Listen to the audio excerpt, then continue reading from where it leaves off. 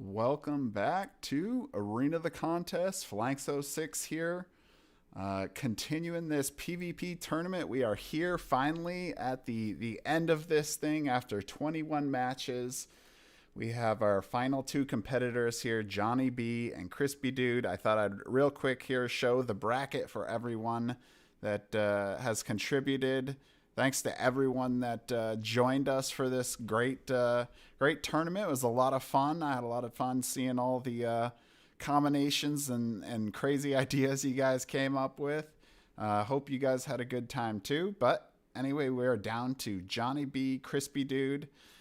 Technically, this is a revenge match here for CrispyDude, as he has previously lost to Johnny. So we'll see if he can pull off the win today.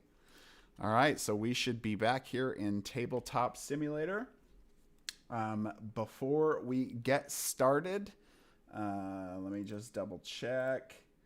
All right, so first off, let's say hi to Alex, Clayton, and Michael, all from Dragori Games, are here with us to provide some commentary, watch the game, and make sure I don't miss any rules, because that happens quite often. Hello, people. How are you? I'm very happy Hello, to be everyone. here with you. Hello. So anyway, yeah, we have a lot here coming for you. So today is kind of a special match because besides the PvP tournament final, we're gonna complete the match, and then after the match, we're gonna look here at a special new heroes preview for Tanares Adventures heroes. And we'll talk about that officially. If you saw one of my other videos, we kind of discussed some of that a little bit before, but we're going to do a little bit more of that today and some other stuff along the way. So let's just get into our match and get started like we usually do. So Johnny and CrispyDude, you guys want to roll, see who goes first? Yeah, okay. I'm gonna roll first. So for players that or for everyone that's watching, Johnny here is on the right, playing as the blue team or the dark colored tokens with a 5 there. And then on the left is CrispyDude.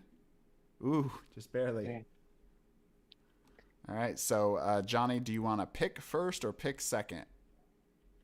I will pick first. Okay. I will take Rurik. All right, Rourke here as the first pick for JohnyB here, the Greek god. Picking Lord's Wrath. All right, Lord Wrath. He's actually been a really popular hero in the PvP tournament, especially in our last match. I guess another thing I should have noted is we got a different map today to try to change things up a little bit. He has been kind of a favorite of a lot of people, specifically because that dark manipulation ability. People have loved moving combatants all around the map, putting them wherever they need to be. A lot of throwing into lava. Got him. All right, Garen. All right, Garen, good ability for copying.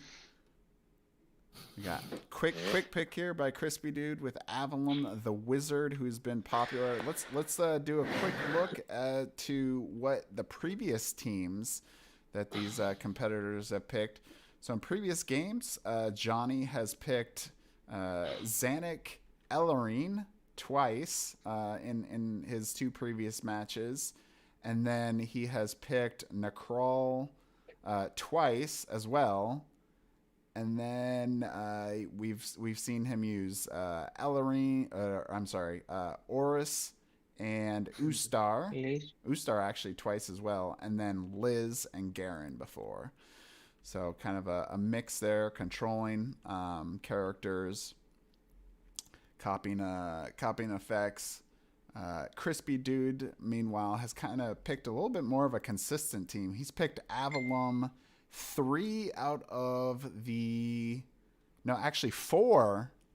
of his 4 matches he played. He's played Avalon 4 times. So this is seeing him again, I guess, is not a surprise then today. Blake has also been a favorite character for him as well. And then Necrawl. So there's been a lot of consistent characters. Oh, wow. We're seeing Ustar come onto the field here. Johnny has used him in the past before, but surprisingly, he's one of those characters that doesn't get used a lot. Yeah, he's very strong. Yeah. Well, he's a lot stronger in the PvP mode. It's the challenge with him is because he really gets stronger near the end of the game as more heroes are dying. All right, so last pick for JohnyB here, Neri, the hunter, who has also been a very favorite character for a lot of people. CrispyDude looking at his final selection. So, yeah, Ustar, very interesting hero. I think we'll see some pretty interesting effects between, I think, Garen and Ustar in this match. All right, Morlo the Minotaur, huge damage dealing character. All right, guys, so now just roll for hero placement. And we'll move on to the next part here. Johnny with an 18.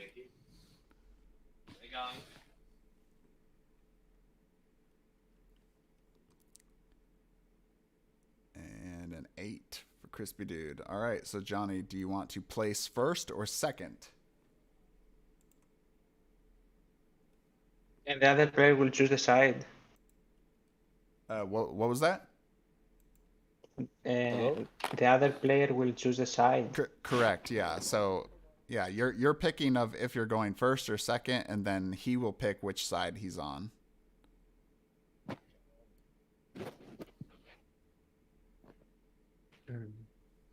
I will go first.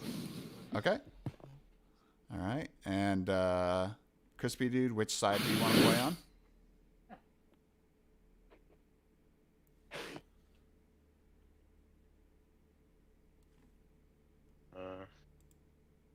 Make it a little awkward. I want the right side.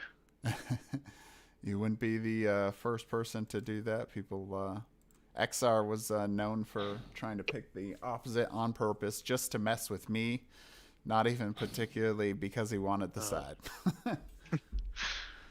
All right, cool. So, yeah, Johnny, you'll begin your hero placement.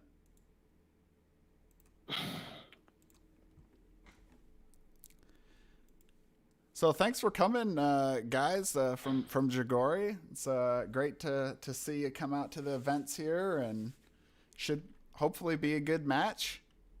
Yeah, there are very good teams. Interesting picks. Interesting picks. Yes. Yeah. There are some combinations I'm seeing. Lots of good combinations. And example, balance na- and melee and range the attacks. Yeah. And Attackers here he also. can put explosions to Garen, take advantage of it. Many other things he can do. I think you and Michael might be sitting too close. I can hear a little bit of feedback between you two. We will try to keep one of the mic closed. All right, awesome. So for people that maybe don't know exactly, so we got Alex here, who is the CEO of Dragori Games. Clayton is also one of the 3 directors of Dragori Games. And then Michael is the lead designer for Tanares Adventures and Tanares RPG.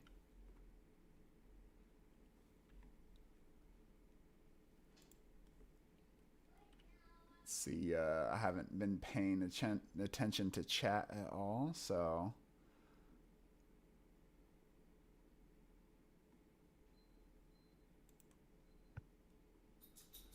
All right. So it looks like the first character placed, I believe, was Neri here for JohnyB, kind of playing in a middle ground in the back. We have Morlow being placed all the way at the south side of the board.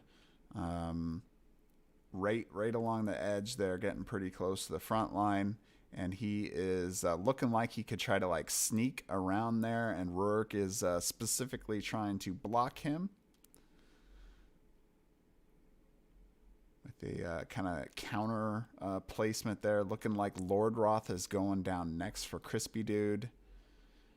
CrispyDude considering trying to also place a... Yep, there he goes. Right cross from Rurik. What were you going to say, Michael? I find it interesting that they are bottlenecking the combat on the bottom of the map. This is very interesting to see that as it was discussed during the production of this map. Yeah. Well, and it's funny, too, because both players had to kind of do like a re-review of the rules on the ruined swamp tiles, because the other map doesn't have any ruins or any swamp tiles. So they both were like trying to figure out what exactly the rules were for it again. And one that I always forget about is that the slowed includes benefit moves, that you can't make benefit moves as well. No side steps too, so Yes, it's a hard place to be. Well, that's usually the one we remember. It's the that you can't make the benefit moves as well as the one that we usually forget. All right, looking like Liz will be the third placement here for JohnyB. Man, everyone's just kind of clustering up here. Yeah, sorry about the map quality here. I think this is a low res. It's like the low res early version that we had, and I don't think we ever got a new like high res scan of this image. So it's, you know, it is what it is. All the lava tiles are 2x2 squares. So even though some of it may look kind of like it's spreading out, it's only a 2x2. All right, so we're getting Liz all the way in the back, looking like she's going to throw down some petrifying gazes at the enemy on top of that altar. We are playing, of course, with the changes to the altar tiles, which now, if you make a primary attack on there, you suffer the 3 non-lethal damage if your attack hits.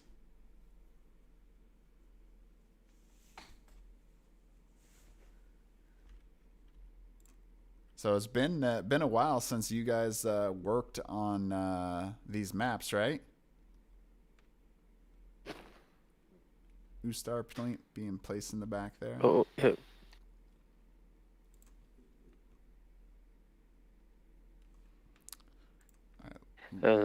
we are working on new ones. You'll see the ninja one will be released soon. Oh, I'm excited. We had hoped to try to get it in for this one, but wasn't quite there yet. So hopefully we're still adjusting some small walls, one forward or backward. There's some very specific balancing. We are finishing some tweaks to this, so they were not completely ready to be shown. Yeah. Well, and we had hoped to show like the new mini game as well, but that wasn't exactly to the point that I felt comfortable for us to put it into the mod to show off. So I figured we just do it at a different point as well. Yes, it's a very interesting way to play PvP, but I think it's better when the map is ready, and we can put all the content together. Yeah. All right, so Avalon placed last here. We got Garen all the way in the back, which is a little bit surprising. You don't see that a lot with Garen. So anyway, hold on. All right, so now you guys just got to pick your heroic actions, and then both of you guys just let me know when you're done picking your heroic actions. Alrighty.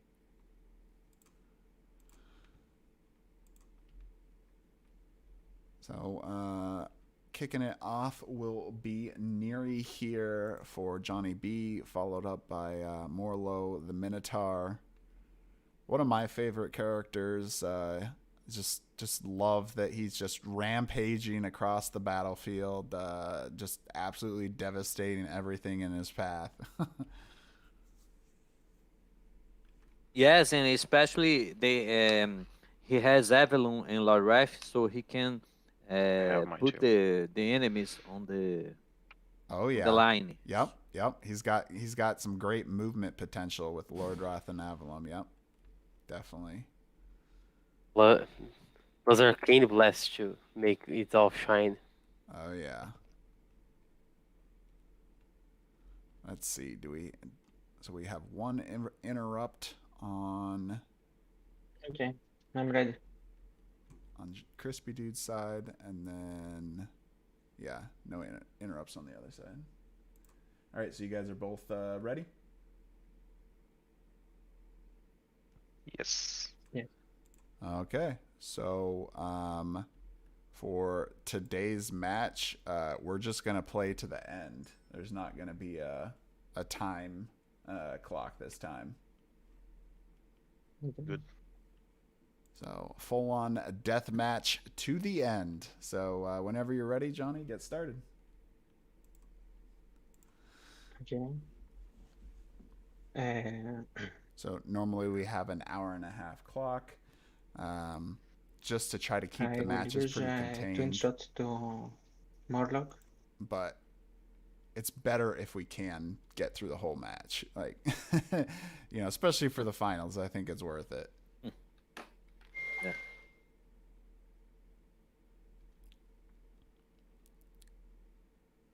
All right. And the second also to him. All right. So he's doing the twin shot ability there, where he's doing 2 strikes on Morlo, and that is 2 successful hits. It's a hit. So it's That'll be 14 plus 18 4. damage there. 18 damage. And he's exposed.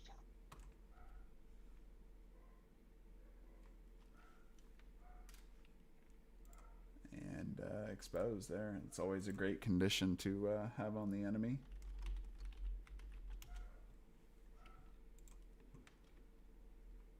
All right, so kind of surprising too that we're not seeing a early special. Sometimes these games turn into everyone's just blowing their specials as quick as possible. But I think especially because I threw at them that the match wasn't going to be the 90 minutes time. And I'm sorry, sorry, I can move. I'm sorry. I will move here. That they're gonna spread them out, I think, a little bit more than we usually now see. you can play.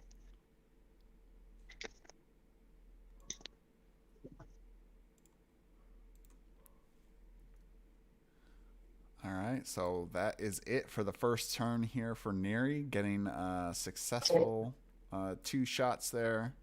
Already taken Morlo down to 47 damage, or 47 hit points. And now he'll get to respond. So, Michael, were you around for all of the Arena the Contest, like development and balance of hero characters? The original one, no. I joined the team a bit later. Oh, okay. So after start of Tanares Adventures? Yes, for Tanares Adventures, I was from the beginning part of the team. Gotcha. So all the new heroes from Tanares Adventures, I've been part of their development and balancing. But I discussed a lot with Alex and Clayton and Dan about the balance of the original characters, as they were the starting point for everything for Tanares Adventures. Yeah.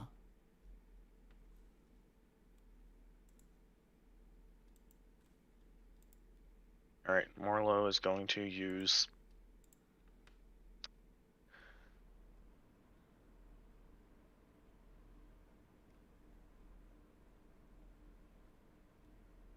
So it looks like 1, 2, 3, 4, 5. So yeah, Johnny has specifically placed Garen back, so Morlo wouldn't be able to like jump on top of him very easily. Unless he were to blow a special character. yes, or Morlo's special gonna attack. go right there. Nope.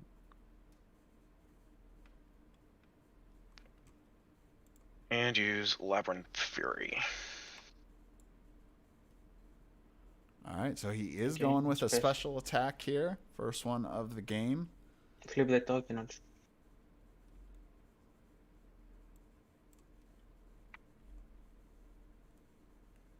And he is successful. It's a hit. That hits. So he will do 1d5. So he's going to do quite a bit of damage there. 25 damage to Rurik.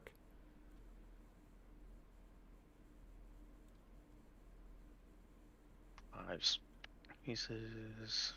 And then he can move him up to 5 squares.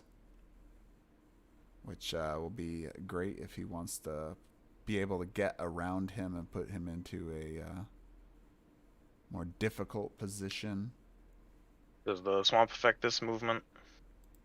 No. No. No, not force Alright, movement. Nope. 1, 2, 3, 4. Go over here.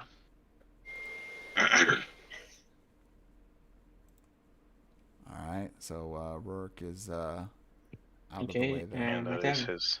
Yep, that's his turn.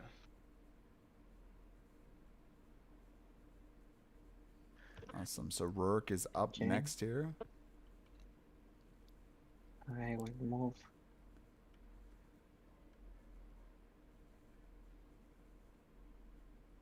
One, two, three. The first step. So the first step, yeah, I was just about to say that too. So the first step there, Johnny, is cutting this corner, so it'd count as Okay. 2 movement to this spot, just so you're aware. Okay, okay. So it's 6 here. 5. I, 2, 3, 4, 5. Okay, 5.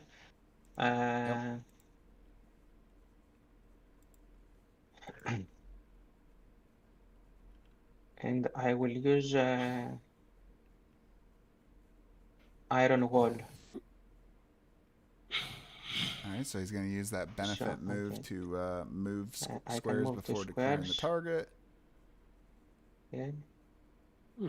interesting. And Early I will Iron Wall. attack, Yeah, Uh, don't see that often. Morgan. Usually it's one that Morgan. gets used at the end. I Great will say choice. He's Go ahead.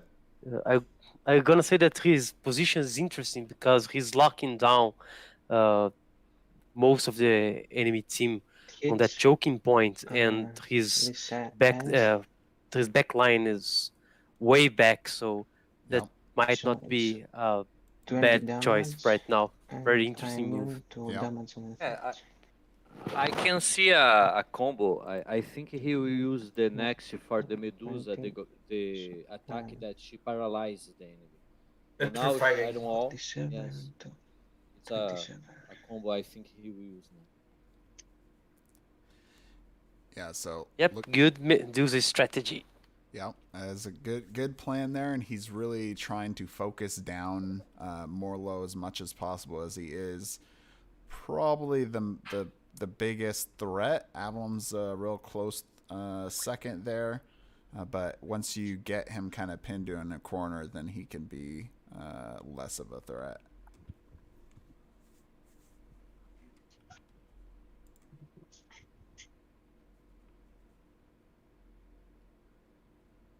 Alright, so bowl specials are now down for the characters.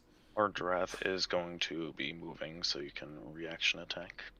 Oh, he's doing a movement action. He's not going to take the side step. And he's successful, Hit. so his movement will be reduced by 1. 6 damage. Remember that Garium being placed really far away. That was a very nice move. Oh, If yeah. you count the squares here, you see that he's out of reach for both Avelun and Ulster, as they only have 5 movement points. Yeah.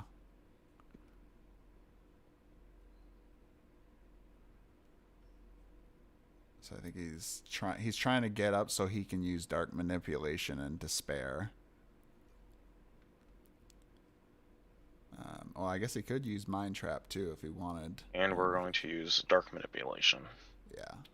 I figured he'd do that so that way he could try to pull in some other people. Nice move. Yeah. Oh!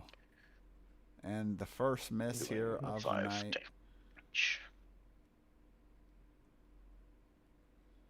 A 1 that definitely a miss. Yeah. Alright, so Liz Oh, is immune to damage. So he's I not taking don't that know back if. in. Yeah. Oh, that. Yep, that's right. I guess he wouldn't take damage because he's immune Yeah. with okay. Iron Wall. So it's my turn. Yes. That makes that miss even more painful.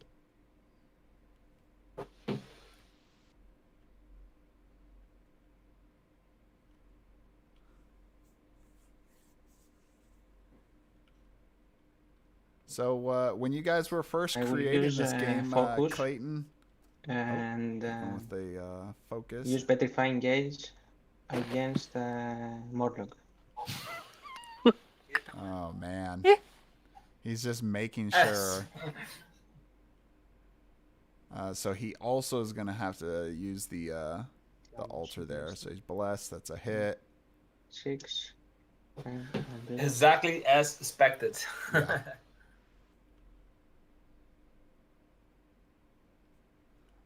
All right. okay. Anyway, that hits because of the first one. The fitness cost Morlock.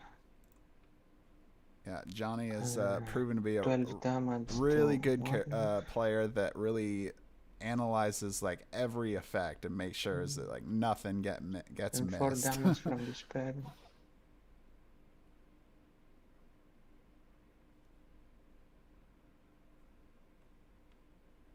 And Liz takes 3 damage. All right, so a little despair damage, and then the 3 damage going to Liz for using the altar. Either Avelun Ulster can bring a heroic action here to get closer to the fight, or things will get really nasty as they will lose attacks against Iron Wall as they can't reach other target. Yeah. I expect to see an heroic action yearly.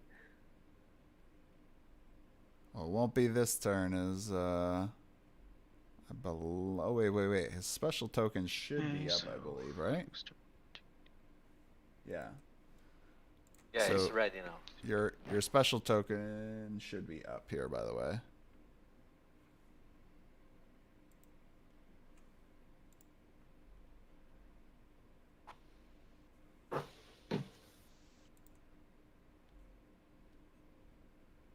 So he's, I think he's reconsidering his actions now that he realized that.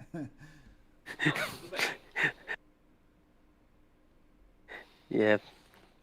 I think he didn't notice that he was getting locked out of range. Yeah. Well, and even if he did, I don't know if that. Yeah, there's not really anything he could do until he got down to these characters. So far, Johnny I guess controlling I'm just the going field. to focus. For people, That is why initial. Oh, go Sorry. ahead. Oh, that's why initial placement is so important. Yep.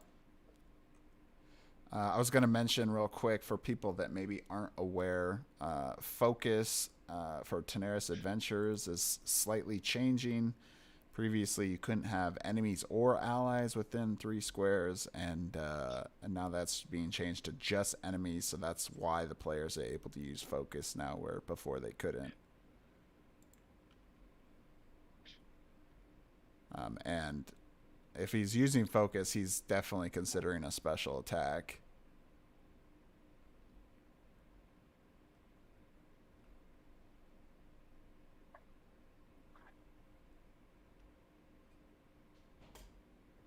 Yeah, I guess that's the best thing he can do.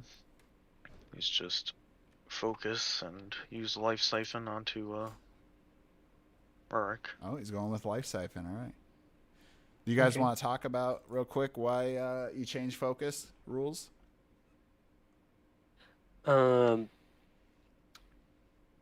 Mainly for PvE, there was a really big problem because on how Tanares PvE worked, it was very hard for no focus ally is and exposed no to enemy you, to be on tree. So 5 is a hit.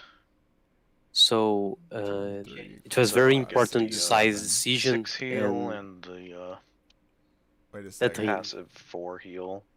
So 10 health, 2 more low. It must be different targets for the heal. The hope cannot heal Oh, again. right. No, then he just goes to 6 health. So he has purposely That's used Buster's sad turn. Life Siphon just for... Hold on, let me double check this. So you were just trying to use Life Siphon, and who was the heal going to? Orlo. It's the only one in range to be healed. The effect, right? Yes. Yeah, you should be able to do that. Yeah, he did, but he wanted to heal 10 from Oh, hope. I'm sorry. Oh, okay. Yeah, I can't do the 4 and the Correct. Yep, that's correct.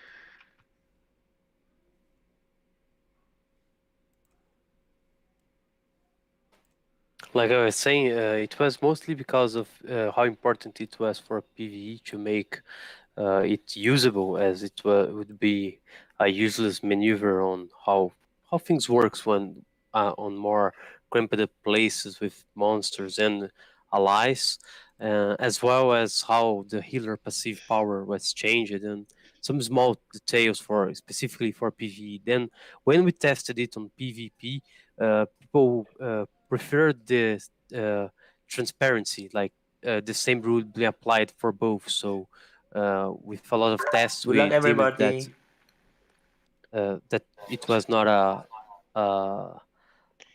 a change that would affect the balance of PvP in a way that would skewer the balance of the game. So we decided it was better to be transparent and be the same for both modes, as it was required for PvE. Yeah. Yeah, that makes sense. All right, so we got Garen the Rogue here coming up next, considering his options.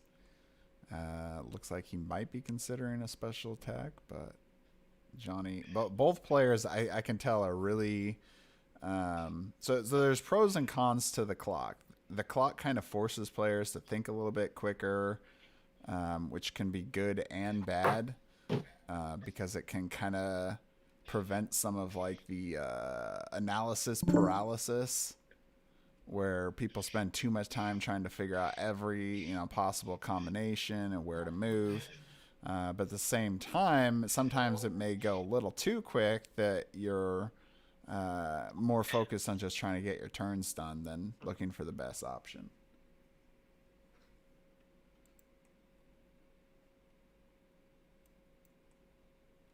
All right, Cristiano Pierre Usta is Garen my will Just favorite healing character. do nothing. What were you gonna say? We can play. Oh, wow. Okay, so Johnny just gave up his turn with Garen. He's not even taking an action. He would rather hold that position and not attack. That's definitely not something, I don't know. I don't think we've even seen that before in a game. I'm wondering if Johnny's trying to play some mind games here with CrispyDude.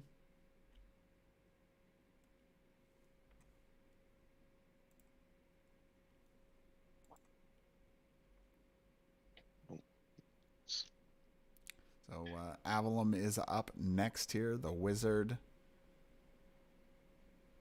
Yeah, definitely odd. I think because Garen would have to move out of his position, and I think he's trying to make sure he keeps Garen in at a certain location that's more important to him. Avalon is just going to move.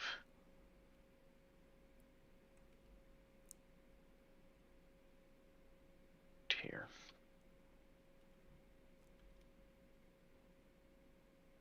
So yeah, definitely that iron wall is really working out for Johnny, because he's forcing CrispyDude to move his characters up, thus losing the chance to be able to focus. Yep, that's his turn. Wow. Another no attack action. Let's see, 1, 2, 3, 4, 5, 6, 7, 8. Yeah, too far away, so he'd have to get into the fray there. 2, 3, 4, 5, 6, 7, 8. Yeah, and that's not something that they're wanting to do if they don't have to. So they're trying to wait out the iron wall. All right, so we have Neri here up next. For sure, Neri won't be wasting her turn, as she is a top damage dealing character.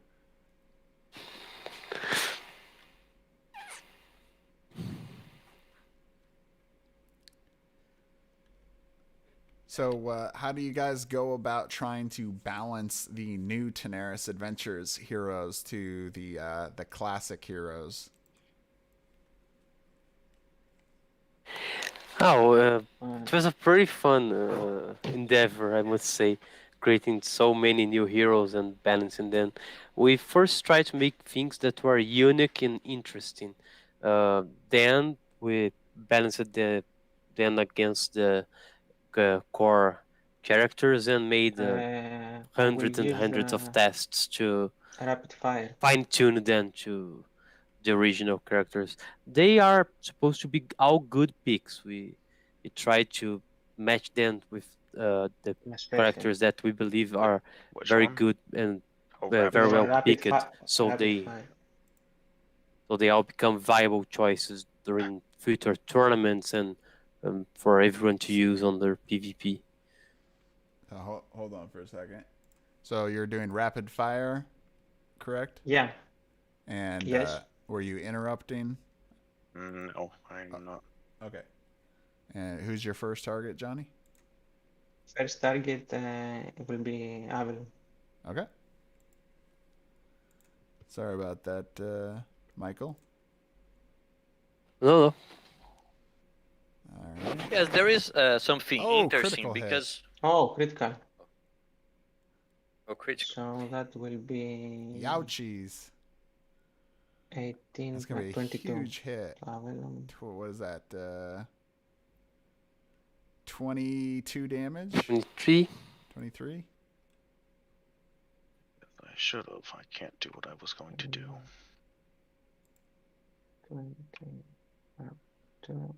Second target will be Morlog. Oh, Johnny splitting up his damage here between the characters with the rapid fire ability. And that one's a miss, I believe. And the last one will be Lordrath. And a miss, so only one hit there. So pretty lucky for CrispyDude with the 2 misses there for Neri.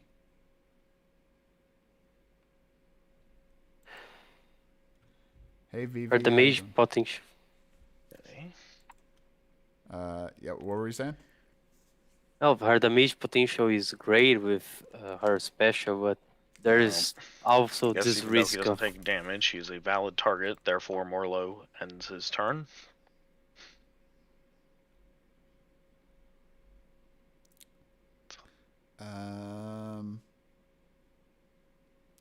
That's a good question. Does it count does Iron Wall count as making Rourke a valid target still? yes, he's still a valid target. For example, he was attacked by Euster to use the healing, so you could directly attack him. I would You choose, just not doing damage. Dang, missing that attack from Warlow is a huge blow Warcry strategically for Morlock. for the character, because he needs to get out his damage as quickly as he can, especially being kind of a focused target. Ooh, he just barely got it.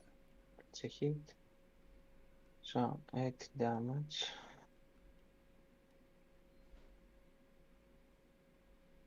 A war cry there, increasing that passive power area And effect. my passive is from 2 squares. I am toughened. And I will not move. So, Clayton, Rourke's Okay, your homeboy, so for right? the first time, I can finally do something. Lord Wrath is going to You still there? go. I think he muted himself in Steam.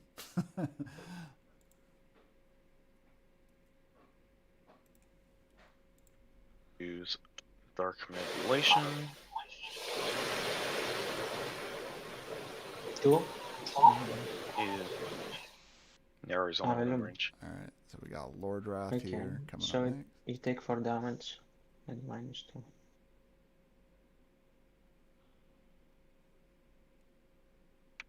So he's suffering the circle of protection effect for people that missed that, since he's attacking a different target. Only is a hit, so Nero takes 10 damage.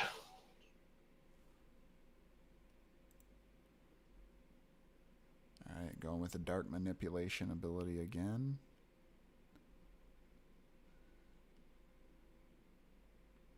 Neri taking some hits.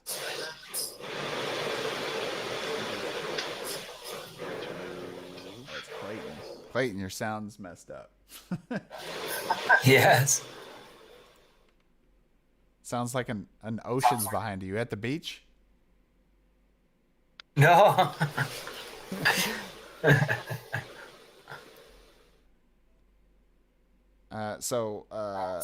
Rourke was your character, correct? Or at least that's what he's based off of, D&D character? Yeah, he's gonna go here, and Rourke's gonna go here. 2 squares. Can move 2 squares. Oh, move in 2 5. squares. In 5, move 2. I read the numbers the wrong way. Yeah. In that case, he's gonna go here. And I think Nari And- was here. Yes, I only moved her 2. So okay. So okay. And the 4 damage will go to Garion. Sure, why not? I don't know why I cannot pick things up. Oh, here we go. 4. Alright, that is Lord Wrath's turn.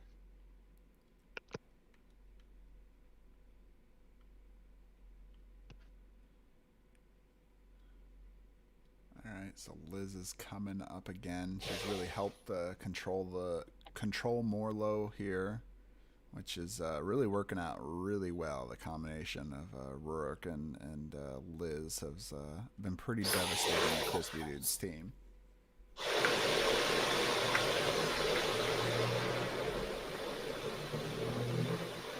A lot of background sound from you, Clayton.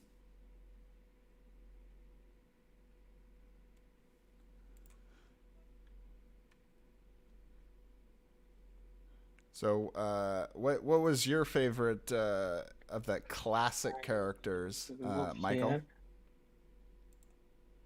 Hard to tell. I like so many of them. And I will use I Cursed Blades. Oh, Cursed I Blade. must say that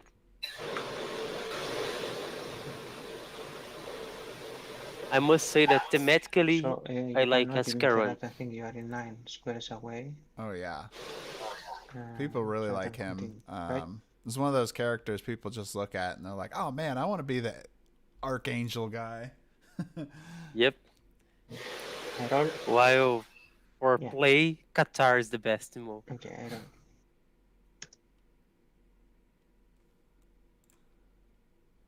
Simple and That's a effective. hit. It's a hit.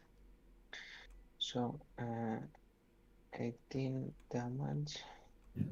Getting the Cursed Blades off. That's going to be powerful for Johnny here, getting that weakened effect, reducing the amount of damage that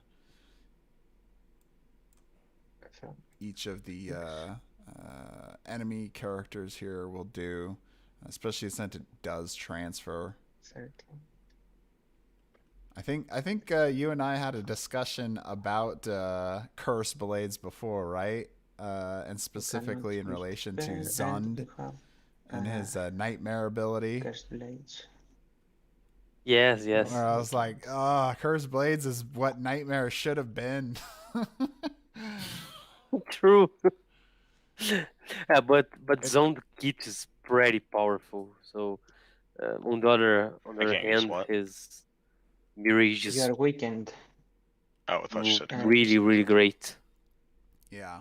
I just felt like a lot of these type of permanent condition type things should have always had like a transfer type of effect, because unless you get them off early, they usually you don't get, you see a lot of Buster's benefit to turn.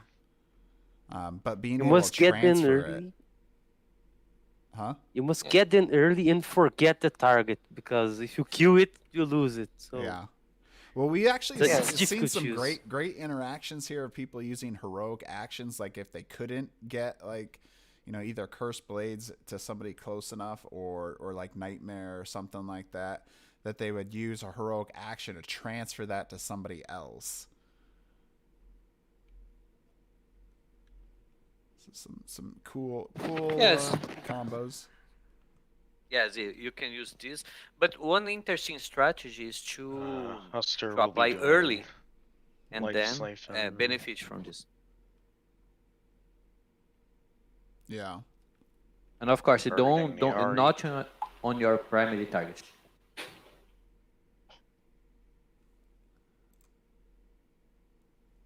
Oh. Huster will be missing. Yep, that's a dealing second 5 miss there damage for to Crispy Ari. Dude.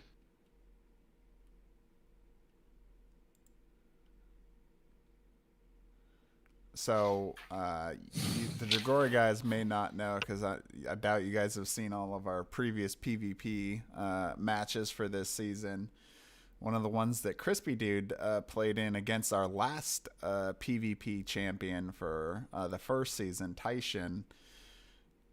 It was a match that you would never expect. For about half of it, it was very back and forth balanced, and then just something happened. Like, I don't know if Taishin, threw some dice into, a flaming hell pit or something, but he angered the dice gods, and he got a string of 7 misses in a row, while Crispy Dude got 7 crits in a row. Oh, Basically, we looked up the statistical chances of that happening, and I think it was in the trillions of chances of that happening. So, unfortunately, there was really nothing Taishin could do, and it, he played it, I think, pretty much about to the end, but you know, with missing that many times and those crits, there's just nothing you can do. Like that was it. There is only so much ability to come back. Yeah, Okay. exactly. All right, so Garen moving up here. And use He's probably gonna use some backstab. backstab. Extra damage. And to Lordrath, who is mobbed. Yeah, from I'm gonna Yari. turn down Clayton's volume because I hear him a lot of background sound from him.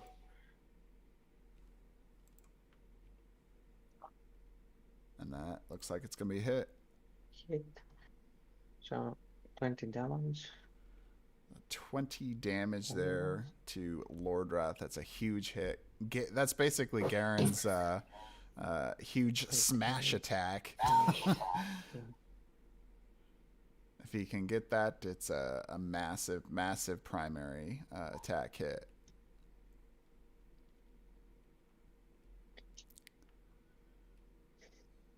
All right, so Avalon is up next. There's a bunch of characters kind of grouped up here. This might be a time for seeing Shockwave soon. Avalon needs to move up one. 1, 2, 3, 4, 5, 6, he 7, can. 8. Yep, he can hit them all now. Arcane Blast this whole chunk of people. Oh, okay. So he- Okay. So And you're aware as well that you, for Arcane Blast, you have to. yep, Lordrath is taking Yep. damage too. All right, just making sure. Okay, say the targets. Yeah, what's your first target? Niari's gonna be. Niari's the first one.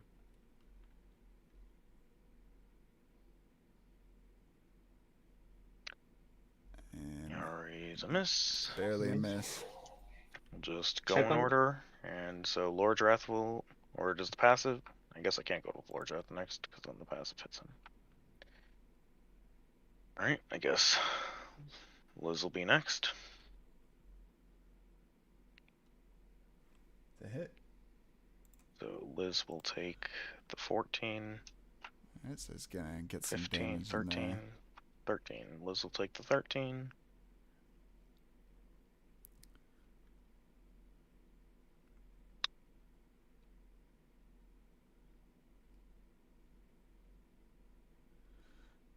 So, CrispyDude trying to whittle the Arian. entire team down for Johnny Arian will take 9. versus Johnny really working away here on Morlo and Lordrath. Now, he's already even done a great job of even taking And down Lordrath. Avalon a lot as well. So, looking real good for Johnny. And he does successfully hit when he needs that miss. Doesn't happen. And he does take some damage there to My turn. Yep, that's his turn. to Lordrath. I can tell CrispyDude not happy about that, but unfortunately that's the downside of Arcane Blast. Okay. You're blasting the ground and everything in that area gets blown up. Sidestep. Another thing to note, he actually didn't move any targets hit, which he could have did. And I will use On a closed stack situation like that, Avalon is even more powerful. Yeah. Oh, Neri looking here at her options. So, we might talk about this later, but we do have an update for people that maybe aren't aware. But there has been a change to, well, all of the Tanares Adventures characters that have been included in the tournament, of course, are getting updates because okay. I will sidestep from here to here. when we got and that I will information use, was 1, 2, 3, 4, 5. Okay. different. I will use but explosive arrow let's wait what he says. to Morlog. All right, going with explosive arrow, but unfortunately the hybrid class is gonna be Okay. officially kind of over. And we'll discuss more It's a about hit, that. so he dies. And he got it. Wow, the explosive arrow there doing enough damage to take out the Minotaur. That's a huge hit there for CrispyDude.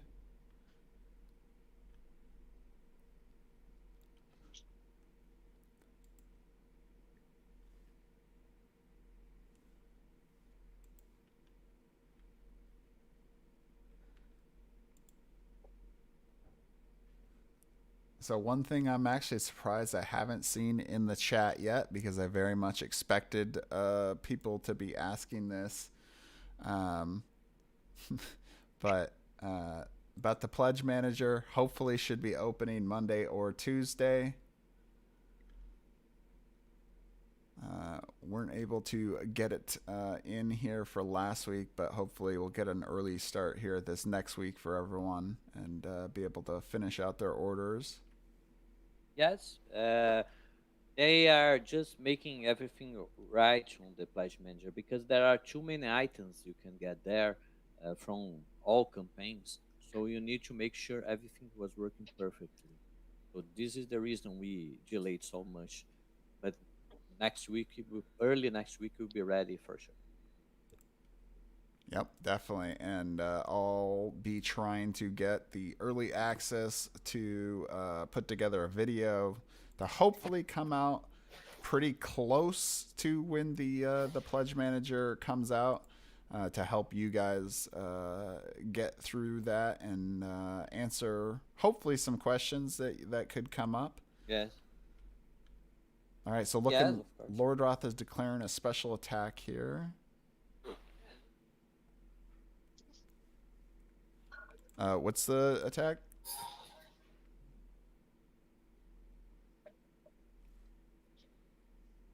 We don't hear you, CrispyDude. Yeah, I didn't hear anything. Oh, I'm sorry. I didn't realize I was muted. I was using Glooming Thoughts onto Liz. Okay. Should I re-roll that? No, it's okay. I think you're good. It's okay.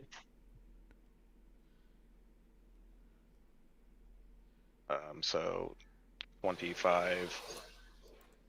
All right, so successfully To getting his Liz. Glooming Thoughts off. That's going to be a huge amount of damage against Liz. And he'll get that despair Passive 4 damage. damage can go to Niari. What were you going to say, Alex? Sorry to cut you off. No? Oh, not 25. -3. 'Cause he's weakened. Oh, okay. Yeah. Thanks. The players have been That's his turn.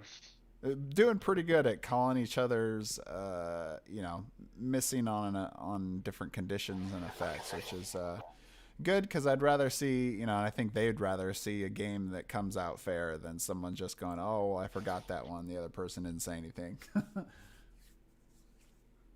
Fair play. Yeah.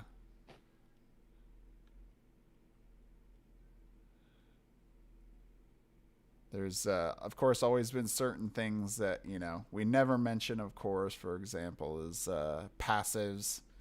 That's definitely a responsibility of the person that's making the attacks, or in terms of like circles, the person that owns the circle to bring up. 2, 3, 5,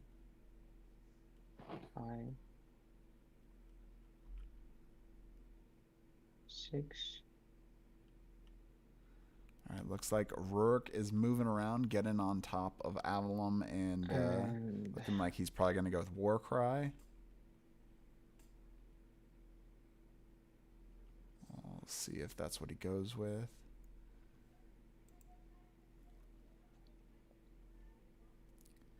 It's a great position there for Warcries to be able to hit Avalon and Ustar with that increased range to his circle.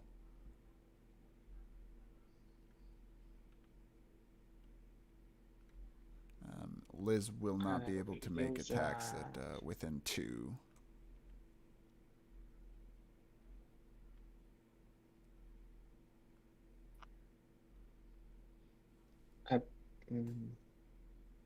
I will use Epic Shield to. Oh, he's going with Epic Shield. All right. Avel. I was suspecting that. A Yeah. great move. Usually we see Epic Shield before we see Iron What? Wall. That's what's been interesting. I'm sorry, I just couldn't help but laugh at myself for that one.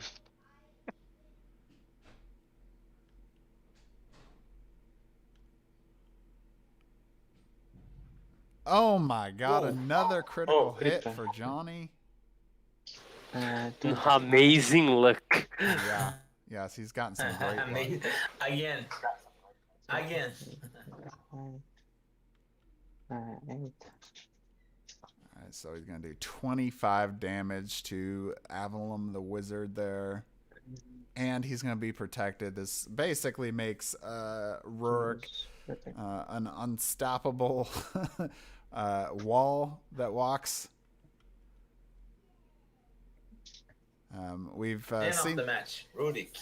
Yeah, oh yeah, we've seen some games where somebody allowed Epic Shield to get on, and they seem to disregard the protected status, and that did not work out well for them, as Rurik was able to fend off a lot of attacks with that permanent protected status.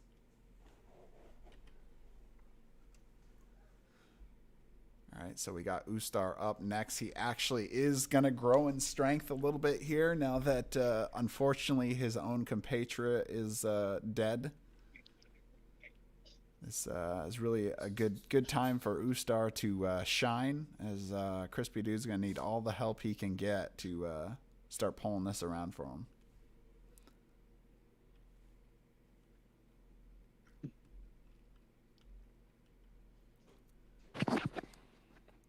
Yes, and Uster is getting stronger and stronger. He's the last hero. Yeah, he may need. He might be. Well, I guess the so special's Ustar's gonna down, go so he there can't use and Harvest of use- Souls. Life Siphon onto Niari. All right, Life Siphon. All right. 1, 2, 3, 4, 5, 6, 7, 8. Just making sure the range is good. It is. Whoops. Almost hit there. Ow, and just barely missing. Okay, Ustar's dealing 5 damage to Niari. Oh, CrispyDude Ouch. with That's his his turn. third. Well, I think he missed more than that now. I think that might be the 4th missed attack. Versus, I believe Johnny only has 2, and those 2 both came during rapid fire. Make sure to correct me in the comments if you're counting these. I'm counting on you, Max, to be doing that.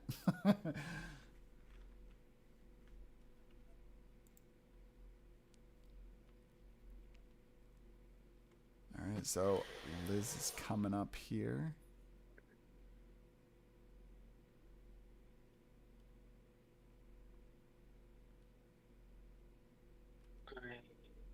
Will use Petrifying Gaze. So he can't actually To- attack Lord Wrath from where he's at. He'd have to move. if you want I to use do that. Petrifying Gaze. Do you want to interrupt?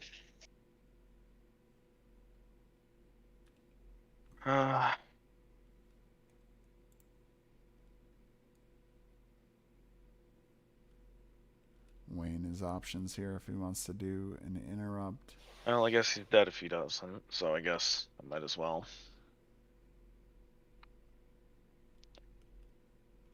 They'll counter spell. So go down to our Oh, 1 Avalon health. trying to negate the attack so he does not get killed there. And he got it. The attack is Okay. negated and he becomes hastened. And I can move. Okay, I can move. So Now Liz will finish her move and move on to Avalon here.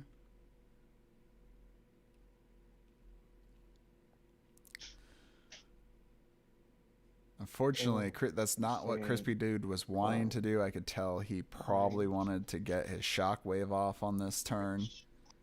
But since he was such low health, if Johnny did hit, which Johnny's been doing very good about hitting, and he gets that benefit to his attack roll, that would have killed off Avalon, and it never happened anyway. A good call to use that counter spell. Yeah. That's a correct move in my opinion. Yeah, for sure. The other thing too is so he can't actually take the lethal damage from Circle of Protection to kill him, so he'll just take that debuff to his roll if he doesn't attack Rourke. So gonna do some moving. If you move, yeah, okay, He's no, hastening. you're hastening, I think. It's 1, 2, 3, 4, 5.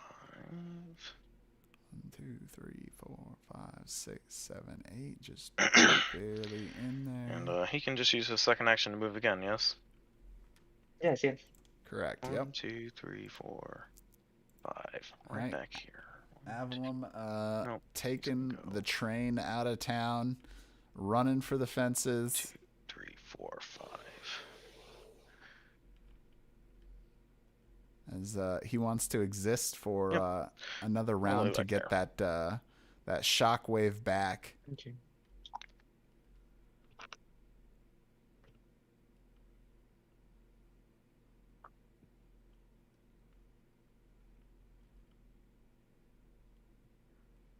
Interesting decision. He trades doing no damage for one turn to try and get his special.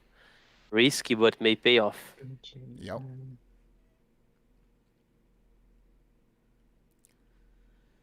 Yeah, and I think he realized too that just trying to do the attack and then run wasn't going to be enough to save Avalon, which is why he ended up just forfeiting the attack to do a double move. Yes, that's why it's a trade-off. Yep. He keeps Keeps that hope alive there. All right, so Garen up next, who's kind of been hanging out a little bit, doing some damage with his primaries. I feel like he's kind of been biding his time, seeing what's the right opportunity to really get invested into the fight. Oh, I might. They can see our hands here on tabletop, right? No. Oh no, that's good because I No, just thought that I can't might see have their heroic actions. No. No, the hand. I mean this Okay. I will gray use hand on Dirty the Trick board. to Lord it. I think they small pointing finger hand on Tabletop Simulator. Yeah, they can see. Yeah. I might have given a hint. Oh, Michael. Oh! Oh, not that. I was counting some squares. Maybe we shouldn't. All right, that's the end of Lord Roth there. Because Nero can move critical. 5. Wow. And if Neri moves 5, she can take 4 damage from lava and reach Avalon. Yeah. And screw his plan to save Avalon's life. So that's what I said. Yeah. That's good. Give him a hint. I was counting this curse. Yeah, I try to be careful about that too, because I've done that as well, where I'm like counting, and I think someone else notices like the same thing. I was like, wait a second, they must be counting it for a reason.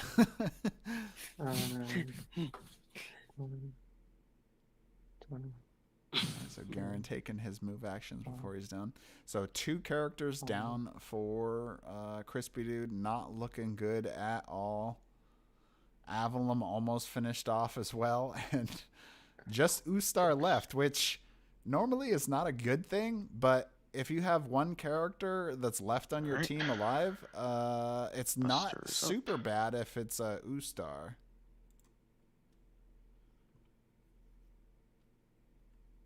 as any of the other healers are basically almost completely useless without another ally, but Ustar still gets some of his benefits. I believe your special attack is up on this turn. Oh, yes, Avalon didn't use it on his turn, used it on Ustar's turn. Yep.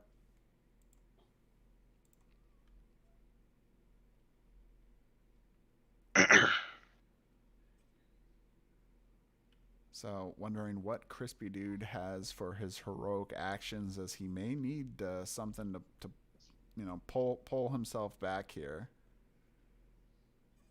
Now, I think he's kind of been holding on to him, partially because he doesn't want to give out his hand too quickly to Johnny.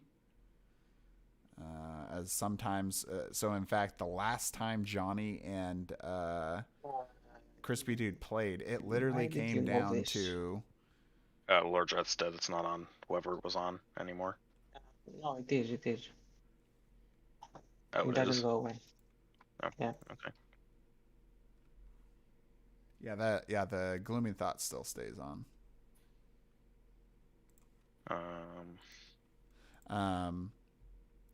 It literally came down But I to don't have any gloomy the thoughts right end now. where CrispyDude Me as a player. should have did an interrupt, but he didn't realize that Johnny still had one heroic Mid-range, so I just action have to left. He thought stay he on just this had line. primary attacks to make, which ended up costing him that And you can game. see his target. Because Johnny just happened to Alright, have he's going to heroic Life ambush Siphon. in his hand to win Niari. the game. Nice last resort. A real ambush. Yep. Got it. Third time's the charm. He hits his target. So there you go. Avalon have 6 health. Why not? And Niari will take 8 damage. 8 damage there from Life Siphon, getting that bonus damage for Morlo and Lord Wrath being dead. And then him or an ally can regain And some health, she is cursed. which looks like he gave that to Avalon. Nice curse. And that is his Trying to turn. save Avalon. Yep.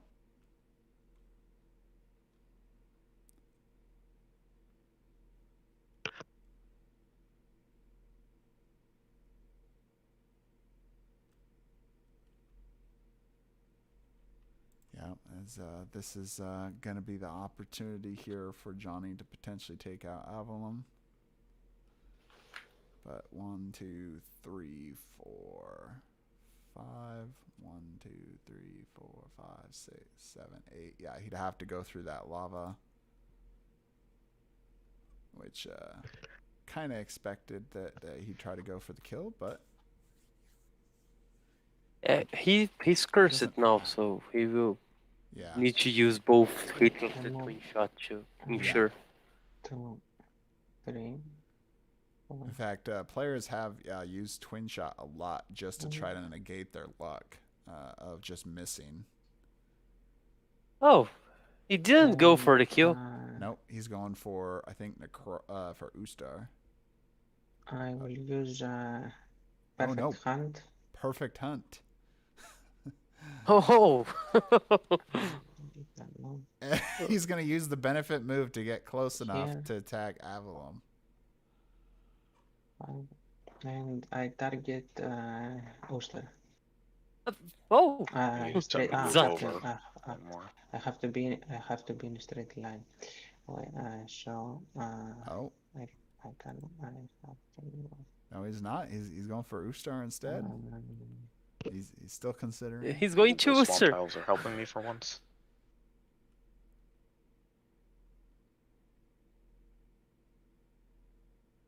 So he was going to line. It looked like he was going to step into the ruins, but I think he realized he wouldn't be able to keep using the benefit move through it. Maybe he's trying to stay away from fire avoid a Velun special. I don't know exactly why he didn't want to stay on strafe line and closer to Euster. One moment. Okay. I can move here, I think. Oh, Better. I was here.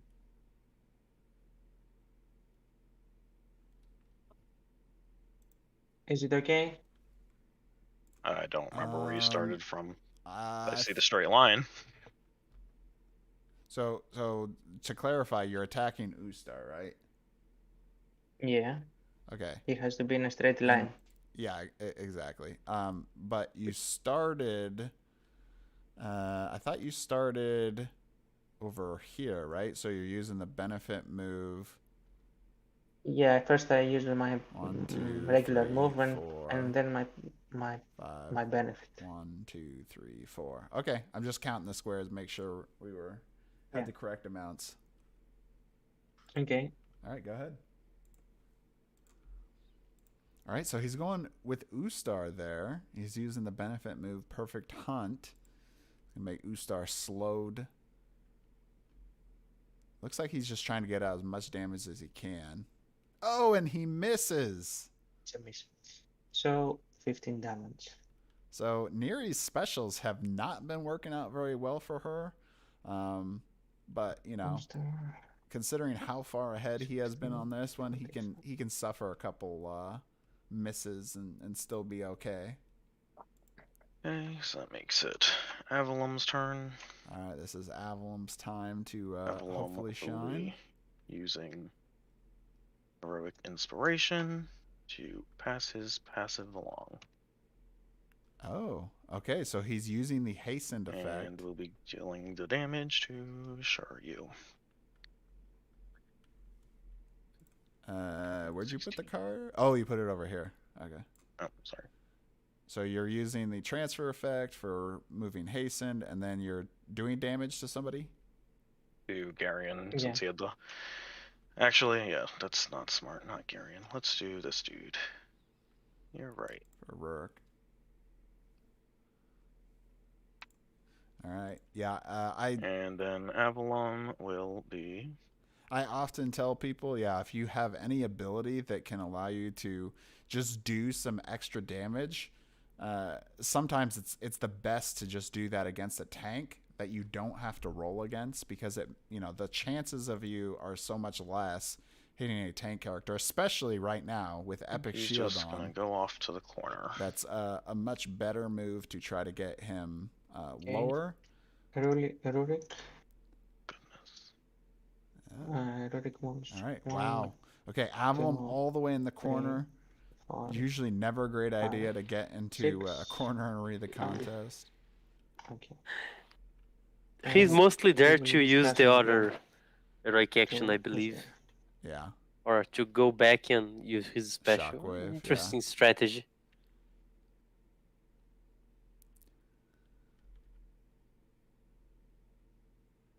8. That is a hit. That's a hit. I will move him I on. believe he went with Two. crushing blow on that one.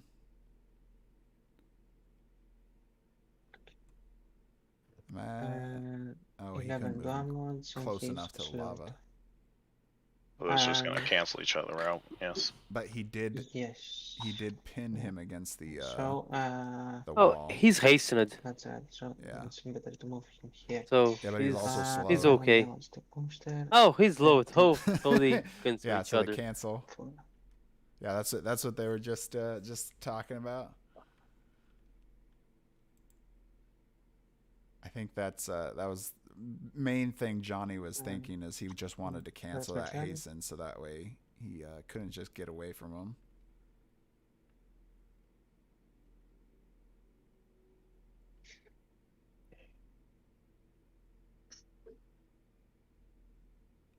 So he's pushed up against that wall.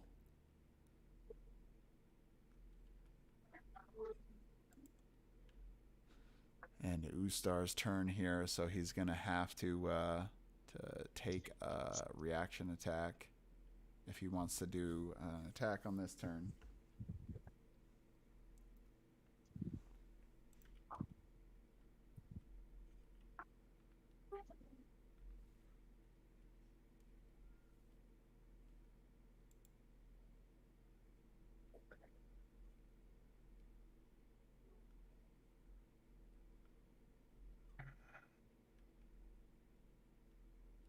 Nope, he's taking reaction attack no matter what he does, so.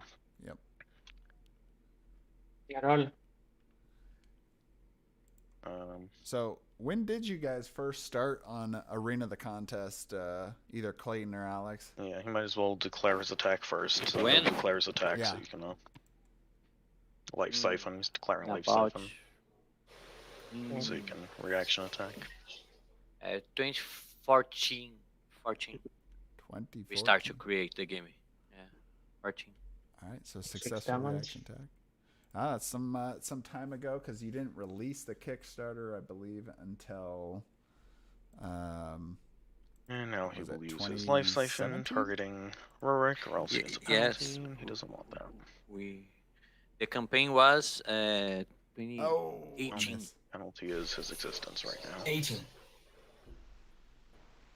5 damage. CrispyDude, And another now he miss. can move. 5. So Liz is coming up next.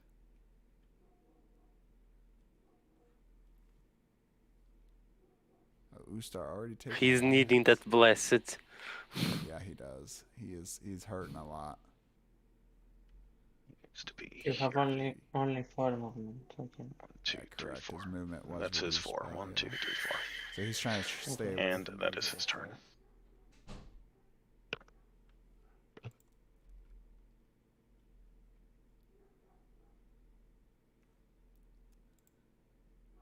Okay. I will move 1, 2, 3, 4, 5. 2 squares there. 6, Did he here. step through a? And I believe so. I will use my dish. Hey Johnny, real quick. Here. Where was it that you started again? Here. Right here? Well, Because I thought well, you were yeah. here, right? Or was it here? Here. To the left side of the 1, 2, token, I 3, believe. here. Here. Yeah. Okay. Okay, so Here. that Yeah. I got 1, 1, 2, 2, 3, 3, 1, 2, 4, 5, 3, 6. 5, 4. 6. Yeah, okay. No. I will 1, use my 2, Medusa head 3, to 4, step. 5, 6. Yes, that's 6. Yeah, it's Because the corner of the ruined square. 4, Yes, 5, 1 6, step 7, back. 8. So just enough to be in range of petrifying gaze. Getting those ranged attacks so helpful for these That's a hit. characters like Liz. 25 damage. Oh, that was Medusa's head. Oh, I didn't realize. I thought it was using Blocking for petrifying you. gaze. Ouch. Another successful strike there for Johnny, and that one hurts. So looking like Johnny is going to This is- I did sweep go this to- one pretty to- easily, which I definitely did not see coming. Yeah, that goes with me. I'm sorry. Getting the Medusa's head. Basically, those Oh, you use uh, Medusa head. Oh, those Yeah. moves that he used at the beginning to control the battlefield That's okay. ended up working out incredibly well. The forcing- the match would have been pretty different if Lord Wrath hasn't missed his first attack, because he would bring enemies closer, and the whole lockdown would not happen, and the match would be totally different. Now everyone can use the shockwave. who's in range? Or a counter spell on the Hurik. He already counter spelled. Snap to a spot. 2. Yes. Yeah, he already did counter a spell. So he can hit Niari. 1, 2, 2, 3, 3, 4, 5, 6, 7. Everyone can. And I doubt he can see her. Let's double check the rain vision on this. You're good. You can hit Liz from Yes. there. Wonderful.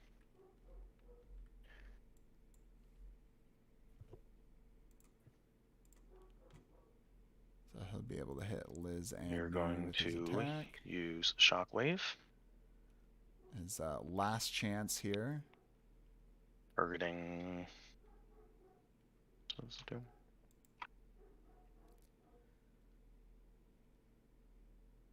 Targeting Liz first.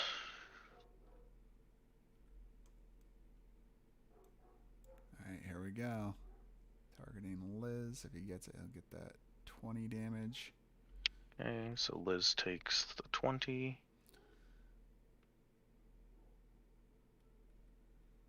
Down to, was he at And 27 or goes back 26? 1, 2, 3. And second target is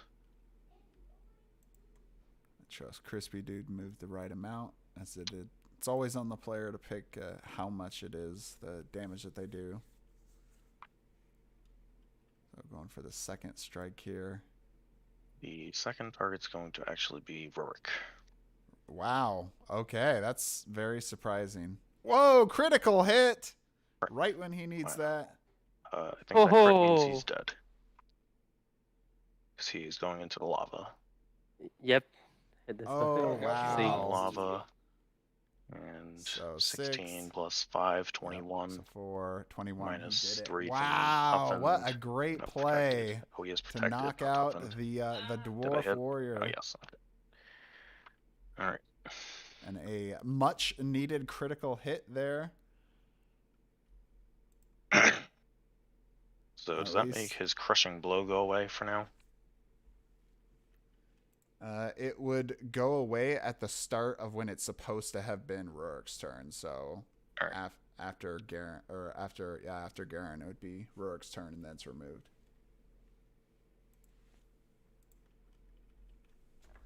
Okay. 1, 2, 3. Wow. Wow. So CrispyDude not Fine. going down quietly. 6. And I will use Dirty Trick to push that. All right, so he's going to try to prevent those really powerful effects that Ustar has there with Dirty Trick. Let's see if he gets that. He gets that bonus to his roll. So +2 there. That is going to be That's a hit. because plus Just 2.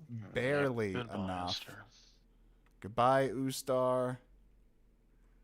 You are fortunately never getting to see your moment in the sun here, or the shade, as Ustar might like.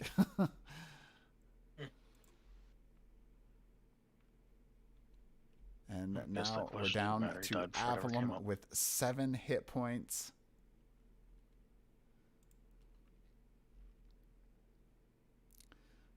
So really at this point, it's not too much left for Johnny to do. He's just got to knock out Avalon, and since he just used a special attack, he won't be able to use his other heroic action. So pretty likely that Johnny will be able to take him out before he ever gets to use that last heroic action. In fact, it wouldn't surprise me if One Johnny's plan is just to use a heroic action here on his next turn. Avalon's going to Magic Missile, He can targeting Nyari. use a primary, go back and make Medusa lose her turn trying to reach him.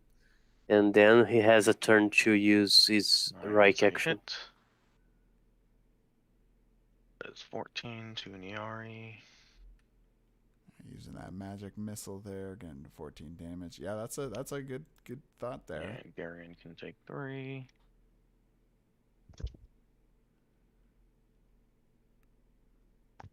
So unfortunately, it'd be too far away to hit And Liz with he that as will well. be moving. So it should be Liz's turn. So he can move away.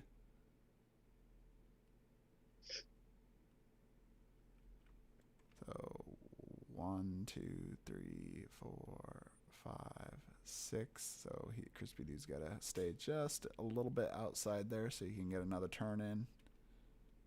Let's hug this wall.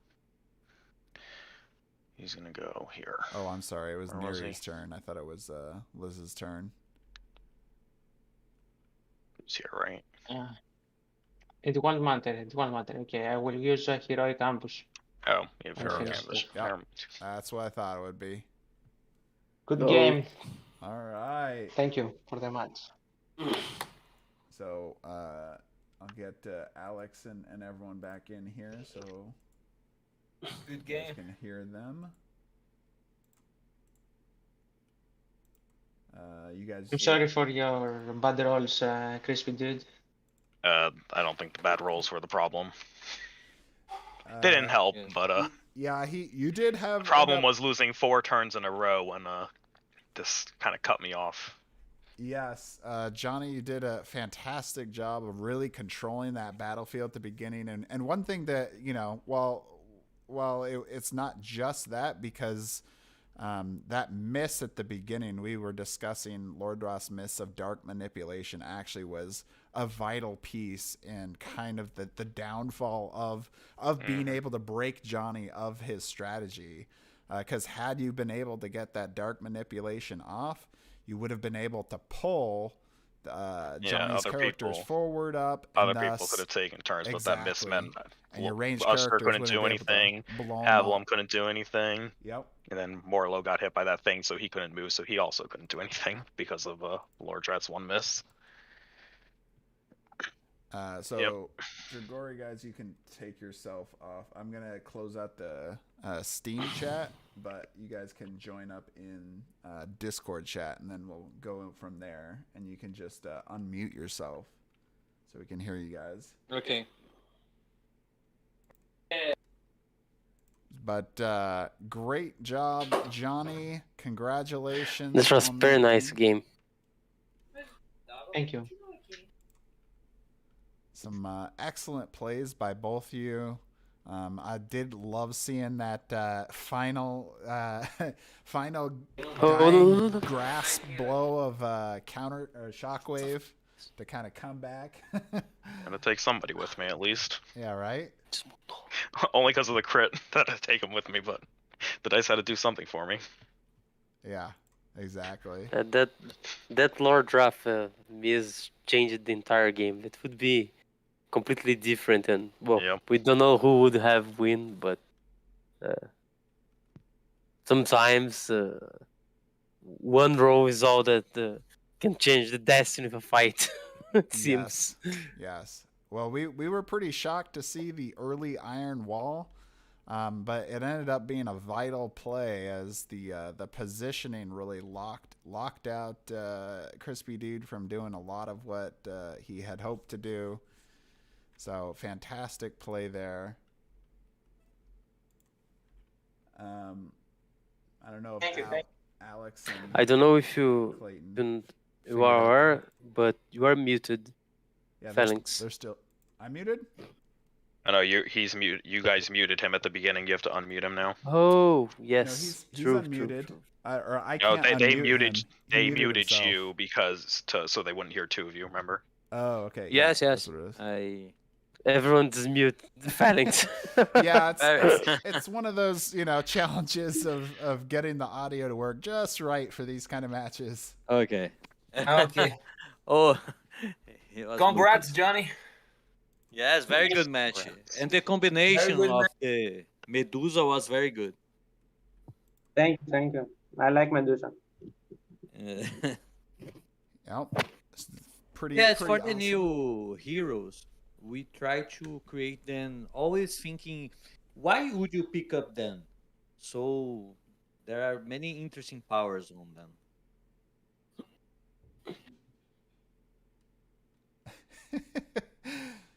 JohnyB's strategy has dentist accuracy. I'm not exactly sure what dentist accuracy is, but I'm assuming that's a compliment. Well, I went my dentist to be accurate, so it makes sense for me. Yeah. Okay, well, anyway, for everyone, that is the end of the official PvP tournament, but we still have more for our special event stream today. We're going to take probably about a 15-minute break, and then we're going to come back and we're going to talk about Tanares Adventures, Heroes, and probably a little bit of Tanares Adventures and some other news that's coming up. So make sure to come back to watch that. And we'll pick up from there. Okay. So anyway, we will be back in 15 minutes. So I'm gonna say about 3 o'clock Central Standard Time, whatever for the rest of it is. For our competitors, if you guys want to stick around or not, that's up to you. But that will be it. I'll put the little break thing on, and we'll be back soon. All right.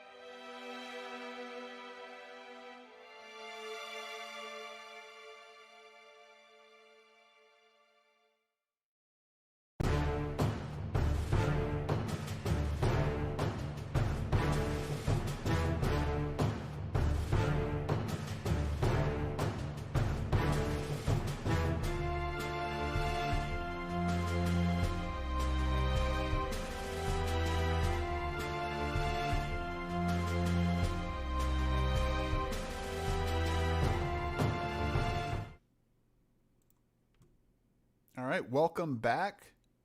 We are continuing here with our second section of the special event stream today. So we are continuing with this new heroes preview. These are 6 new characters from Tanares Adventures. We're gonna have be able to show off, and we're gonna talk about a couple other things here. So first thing that I wanted to talk about was, and by the way, we have Alex and Michael still here with us. Okay, we are here. He's still here. And anyway, so first thing I wanted to talk about is, so for people that watch my streams a lot, you already know that I've mentioned before about this Tanares Adventures Learn to Play. I've already pretty much completed the first 2 videos of the series. It's going to be an 8-part series. And basically, we're just waiting on some final approvals here before we release it out. So I'd expect maybe next week we'll see those first video or 2 come out, and then you guys will be able to check it out there. Remember, it is very much focused on the learning to play part, so you're not going to hear me doing a lot of opinions or really going into a lot of detail combos and anything like that, because the idea is you guys are going to be using this to get going, playing the game as quickly as possible. All right, second thing that I wanted to talk about here, and since we do have Michael and Alex here, we can talk about this. So this is kind of that downer piece of news, and I mentioned it real quick during the tournament. So unfortunately, hybrid characters are not going to be a thing anymore. Anyway, I guess you guys can explain real quick as to why the decision was made to get rid of hybrid roles. Yes, because for the PvE, for the epic campaign, they must use the skill trees based by on combat roll. So and the stats are on the skill tree. So they would have different stats for the PvP and for PvE, what would not be good. So if you use the same stat, the different stat could not work. If you use the same stat and the same passive power, actually they are of the roll, but with different attacks.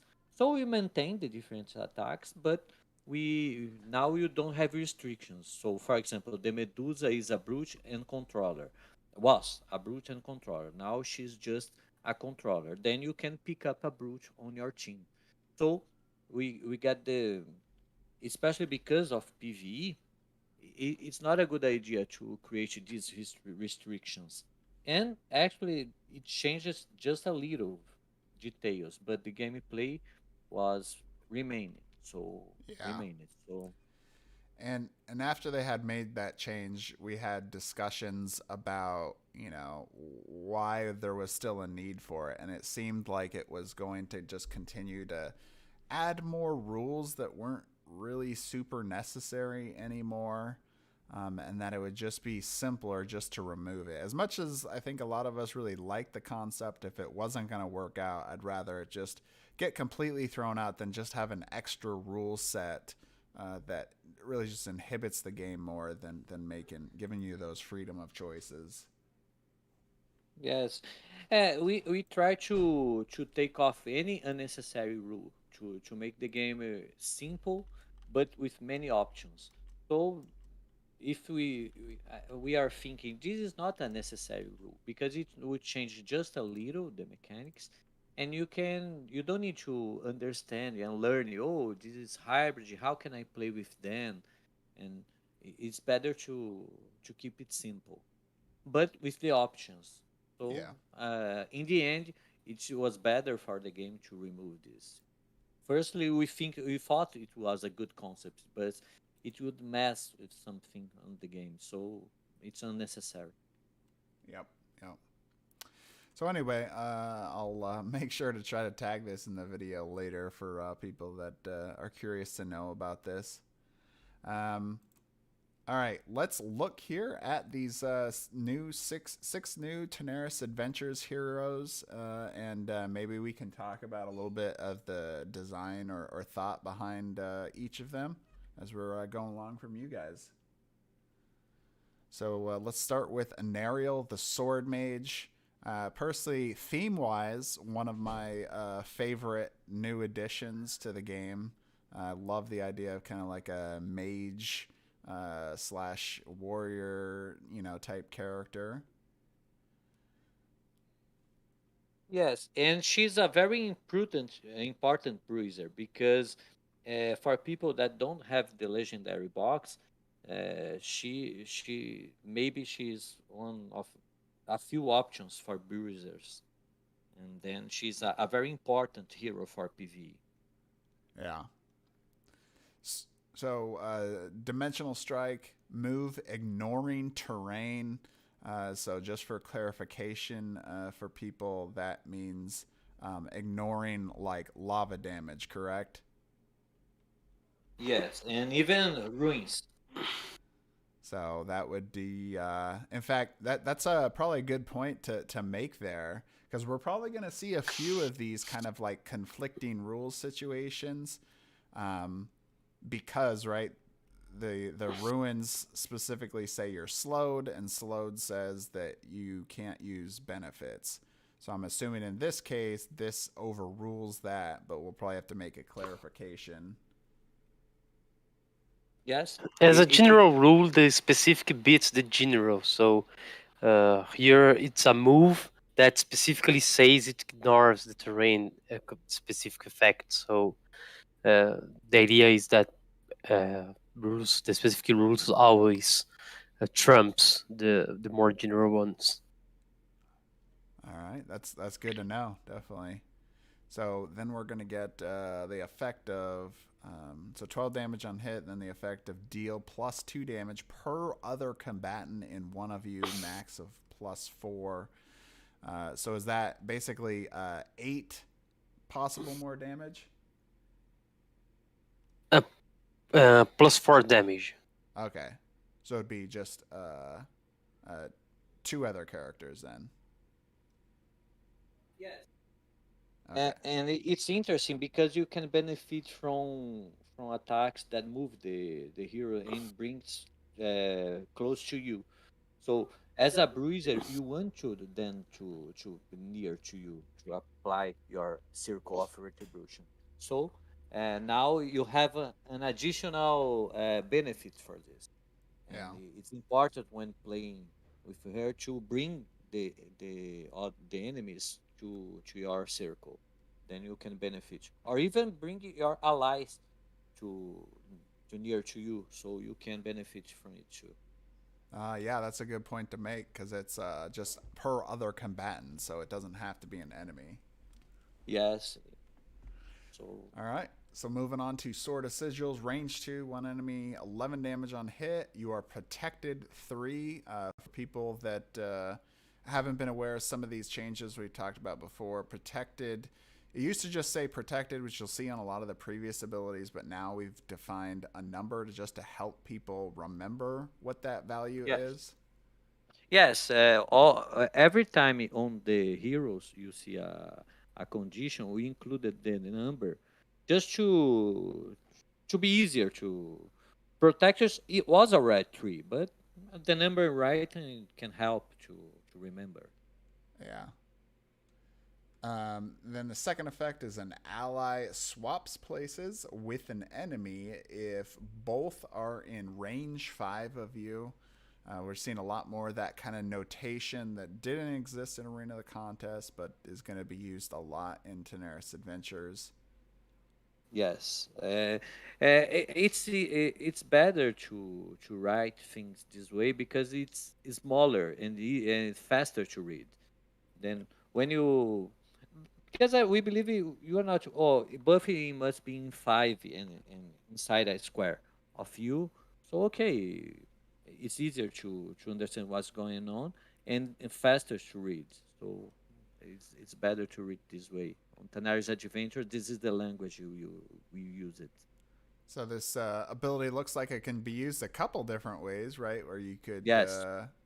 either position an enemy next to you, or you could use it to move an ally out of some danger there. Yes, especially bring some ranged enemy close to you, or even, for example, some ally cannot attack an enemy. Then you can help to let's change the position so now the enemy is close to the ally, so she can manipulate the positions. Yeah. All right, then let's move on to the first special attack here, Flames of Justice. This has been one I think a lot of people have been like, oh my god, that's like crazy powerful. So 20 damage on hit, permanent effect, you are blessed once per turn, and you heal 4 when both of your rolls hit. Yes. That's, This is a good special That's a attack. good one. It's a good one. I think, of course, a lot of people probably assume that at some point we would probably get like a permanent bless kind of come to a character, but then also getting that heal for getting both the rolls makes it that much sweeter, especially for kind of a tanky character like Anariel. Yes, we know it's not easy buff rolls hit because it's harder from. But now it's different from Arena the Contest because when you are blessed, you just look at the highest number. Now you're gonna try to let me check buff dice because let's see if buff hit. So it's interesting. Yeah. All right, next one up, Black Hole, range to one enemy, benefit, you move 4, and then 20 damage on hit. The effect is deal 8 damage to all enemies in range 3 of the target, then place them in a free square in range 1 of the target. So basically pulling everybody closer and taking a lot of damage around that target. Yes. And it's interesting to help to control the enemy's places too. So you can make some combinations. For example, this attack, and then Avelun can use the arcane blast to benefit from enemies together. So this hero is very good to create some situations that benefit area attacks. Yeah, definitely. It definitely looks like that. Black Hole looks really interesting, powerful effect there. Yeah. All right, and so we got her miniature. Well, this is the concept miniature. We don't actually have the official one yet. Do you know when we should be getting some of the initial photos for some of those characters? Yes, we already have the resin model, but now to see the final miniature, they must finish the plastic production. But I believe it should be ready in about a month and a half. Okay. The final pieces. All right. Well, let's move on to Jessa Shepherd Redeemer, which I assume is like Shepherd Redeemer. Is that like a specific spec of the Redeemer class, Michael? Yes, it's one of the subclasses for the Redeemer. All right. Cool. What defines them differently? It's more about influencing many people, talking to the masses and inspiring the many, while the other subclass for the Redeemer is more about being a negotiator, about dealing with gold and dealing with people on social level, but on one-on-one situations more than on the speak to the masses. And the power wise, they use energies from both holy and darkness.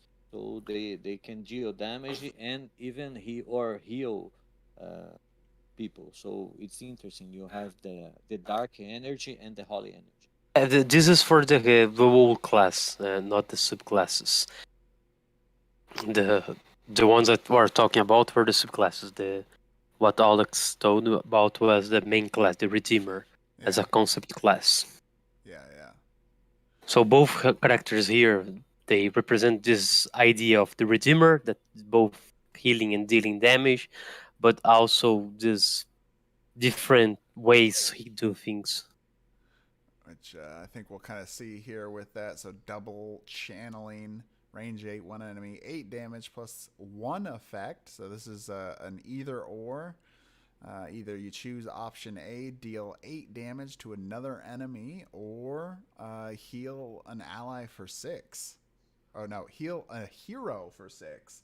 So that's probably a good clarification because I think hero, I don't believe was used in Arena of the Contest very often. Yes, a hero can include you. So, Okay. so a hero, of course, you could heal the enemy, but I think you don't you Yeah. won't do this. But At very specific corner case, it might be useful to heal an enemy, but it's very specific. Yeah. for example, Cedric. Yeah. Oh, that's actually a really good example there. So get for people that don't know Cedric as much, he really does a lot of extra damage once he gets below that 35 hit point threshold, and using the healing there, healing Cedric up above that threshold could potentially save your team a little bit because that he wallops it when he gets below that. All right, moving on to Stream of Balance, range 8, one enemy. Benefit, you may choose not to apply your triggered passive, 12 damage per on hit, and the effect is whenever the target would heal, it takes damage instead. So kind of like a heal block in a way without actually blocking the heal. And then the second is if your passive was not triggered or applied, heal for an ally. So what was the thinking behind on Stream of Balance here? The interesting idea about these powers that are activated when you can't apply your passive power is that they are, in fact, more powerful than they seem. You pay a lot by not using your passive power, but sometimes, as everyone knows, it's easy to not be able to apply your passive because of the trigger or because of the situation. Like, for example, even a healer that does not have a trigger will still need to have an ally, so it's somewhat a trigger. And this ability enable you to skip and avoid using avoid the times where your passive power will not trigger and still gain some effect. Yeah, I was gonna So say because there's been plenty of examples, especially from the tournament, where somebody's like too close to be able to use accuracy. So in this case, this will allow them to still get some benefit out of it, even if they were too close to the target. yes, that was the intent, and also to keep it to the theme of the Redeemer. To these RPG characters, it was very important for us to make the characters have the same theme and somewhat translated mechanical feel than playing these classes on the RPG. We tried as much as we could to link the two, so we wanted to give this feeling that you are a redeemer as in the RPG. So you have this ability to do damage and heal. So you are a shooter. You can do a lot of damage, but you also can double on healing and help from allies, and that's the whole concept. Nice, I like it. All right, let's move to her first special attack, Cycle of Life and Death, range 8, one enemy, a drawback of 6 residual damage, which means that can't kill you. 20 damage on hit, And then the effect is a dead ally revives with 20 hit points and no special attacks. Place it within 5 squares of you. This one's pretty powerful. I like it a lot. So this is definitely different because I think currently most of the special attacks, they're all, especially resurrection spells, they don't actually do any damage. Yes, this one was interesting to create this feeling of doing damage and healing, and resurrecting allies is one of the high level powers of a redeemer in the RPG. So it was important to bring it here too. And the concept was creating a split, so you could kill someone and resurrect someone on the same attack. So it to convey the feeling of a redeemer, and also it was very interesting mechanically, as if you leave the redeemer alone for the end game, he might kill someone and bring one of his allies back. So it might twist a lot of the game. So he's very dangerous. Yeah. Yeah, that is pretty exciting ability, and I see that the drawback there, I assume, is just try to, because it is such a powerful effect, and then getting that damage to try to balance a little bit. Yes, we could have lowered the damage and healing, but first we wanted the numbers to be the same for both. Since it would be easier and more thematically fitting. So he takes life and brings life in the same amount. And also, if we resurrect someone with too few HP, he's almost a dead man being resurrected. So, like he's resurrected, but he'll die to anything that touches him. So anything less than 20 HP just feels bad.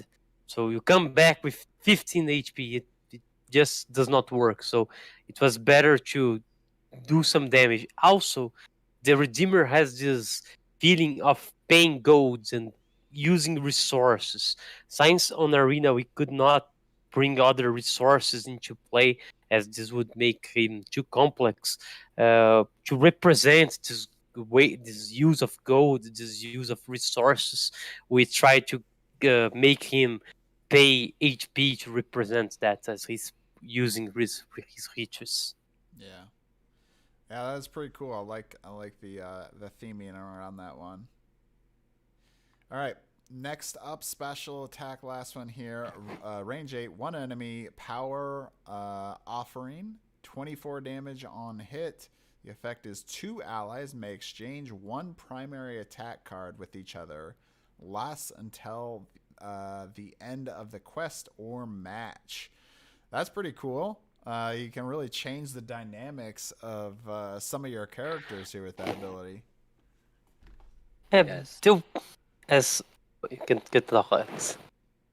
No, yes, it's interesting because it allows lots of combos and even combinations that you can think about. Okay, what if I give some more log attack to my healer? What if so you can try to think some strategies and come up with some powerful or very interesting combo. So I believe this attack opens many possibilities to the gameplay. And again, thematically, it's interesting for the Redeemer. So I believe this power will be very interesting to play. Yes, that is on a game design stand here. It was something we tried to make on all new heroes. We tried to create things that would bring new combinations, new ways to play, and new team compositions, like what you saw today with Medusa, creating a whole strategy around her and Eric.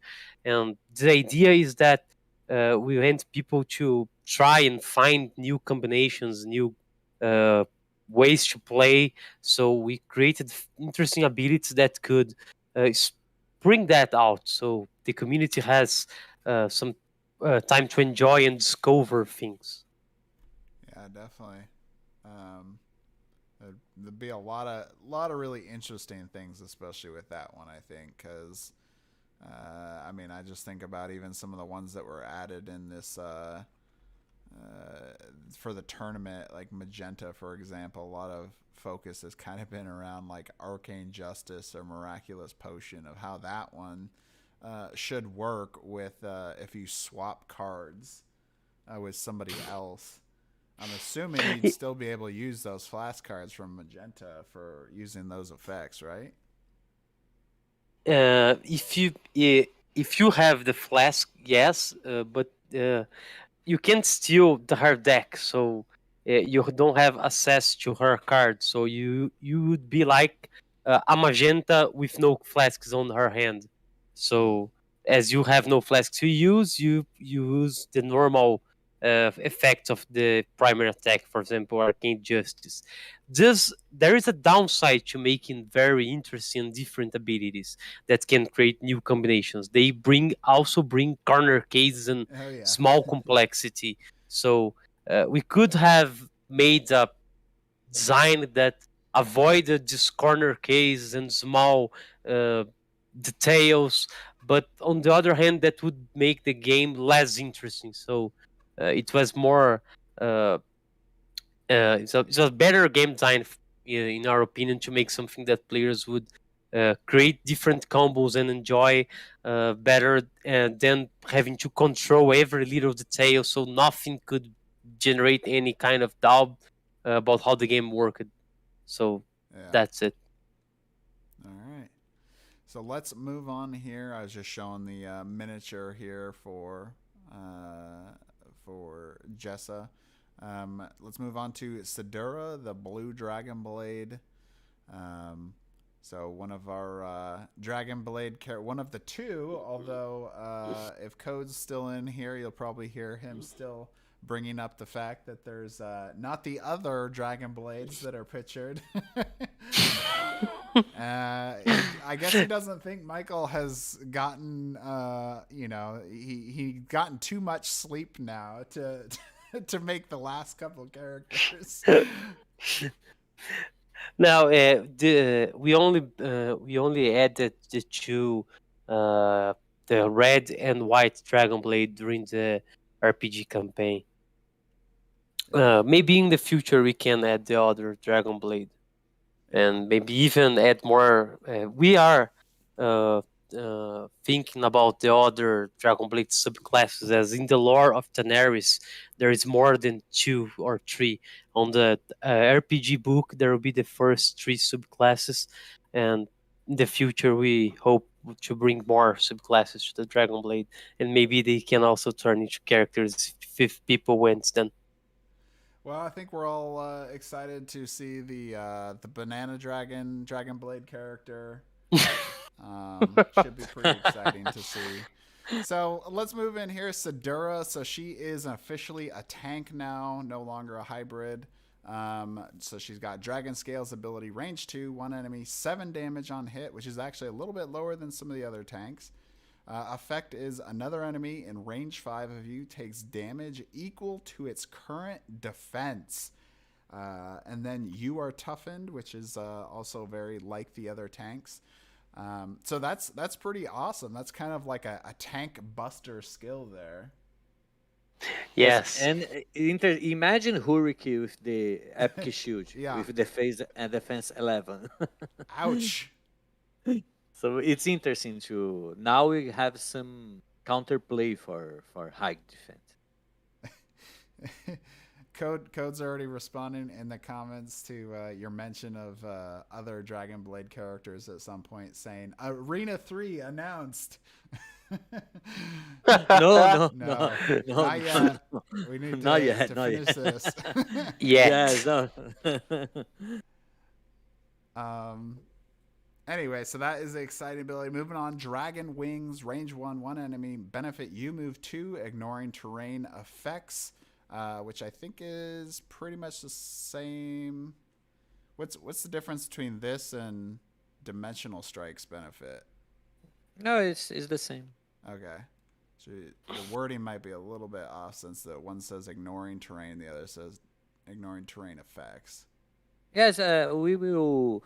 Actually, the mechanic is ready, but they will should make a final revision to make a Yeah. standard language. It's super minor. Just seeing Yes. difference, make sure it's not a different effect that we didn't realize. All right, so Yeah. 9 damage on hit plus 1 effect. So similar to Jess, where it's kind of a split. So choose one, deal either A, deal plus 4 damage, or B, you are protected 3 once per turn. They'll get a little more damage or become a little more tanky. Yes. And the miss is probably the more interesting part of this one, actually. So miss 5 damage. This may kill the target, so no longer the block from the residual. Non-lethal.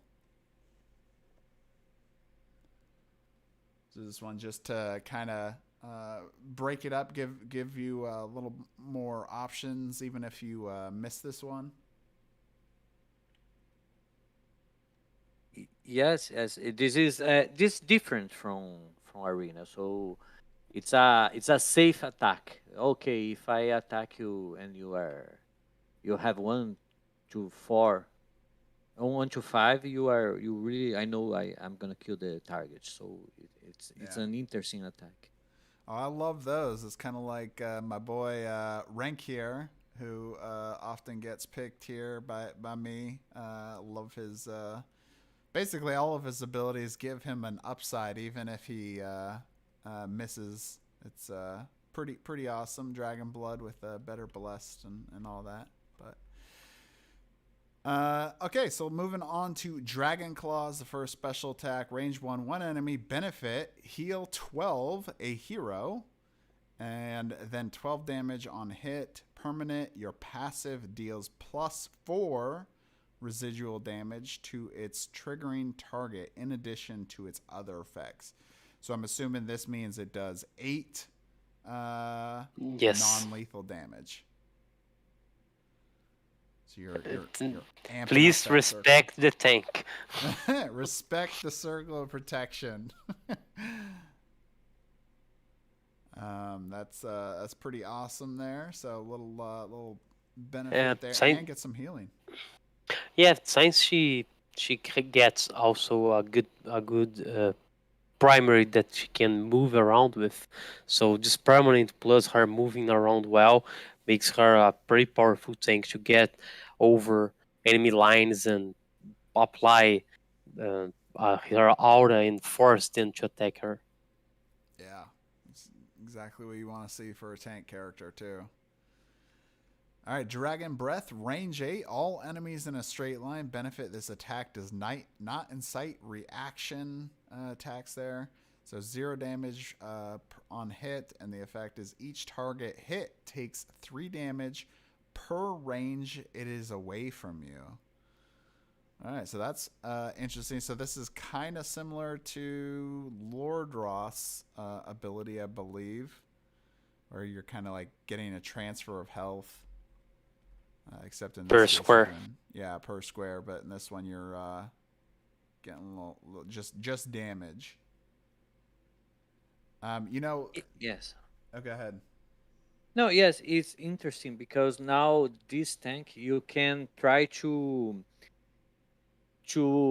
avoid some enemies to be far away from you, because many matches the rangers try to stay in aid of you and even more very far from you because they don't want to suffer your circle of protection.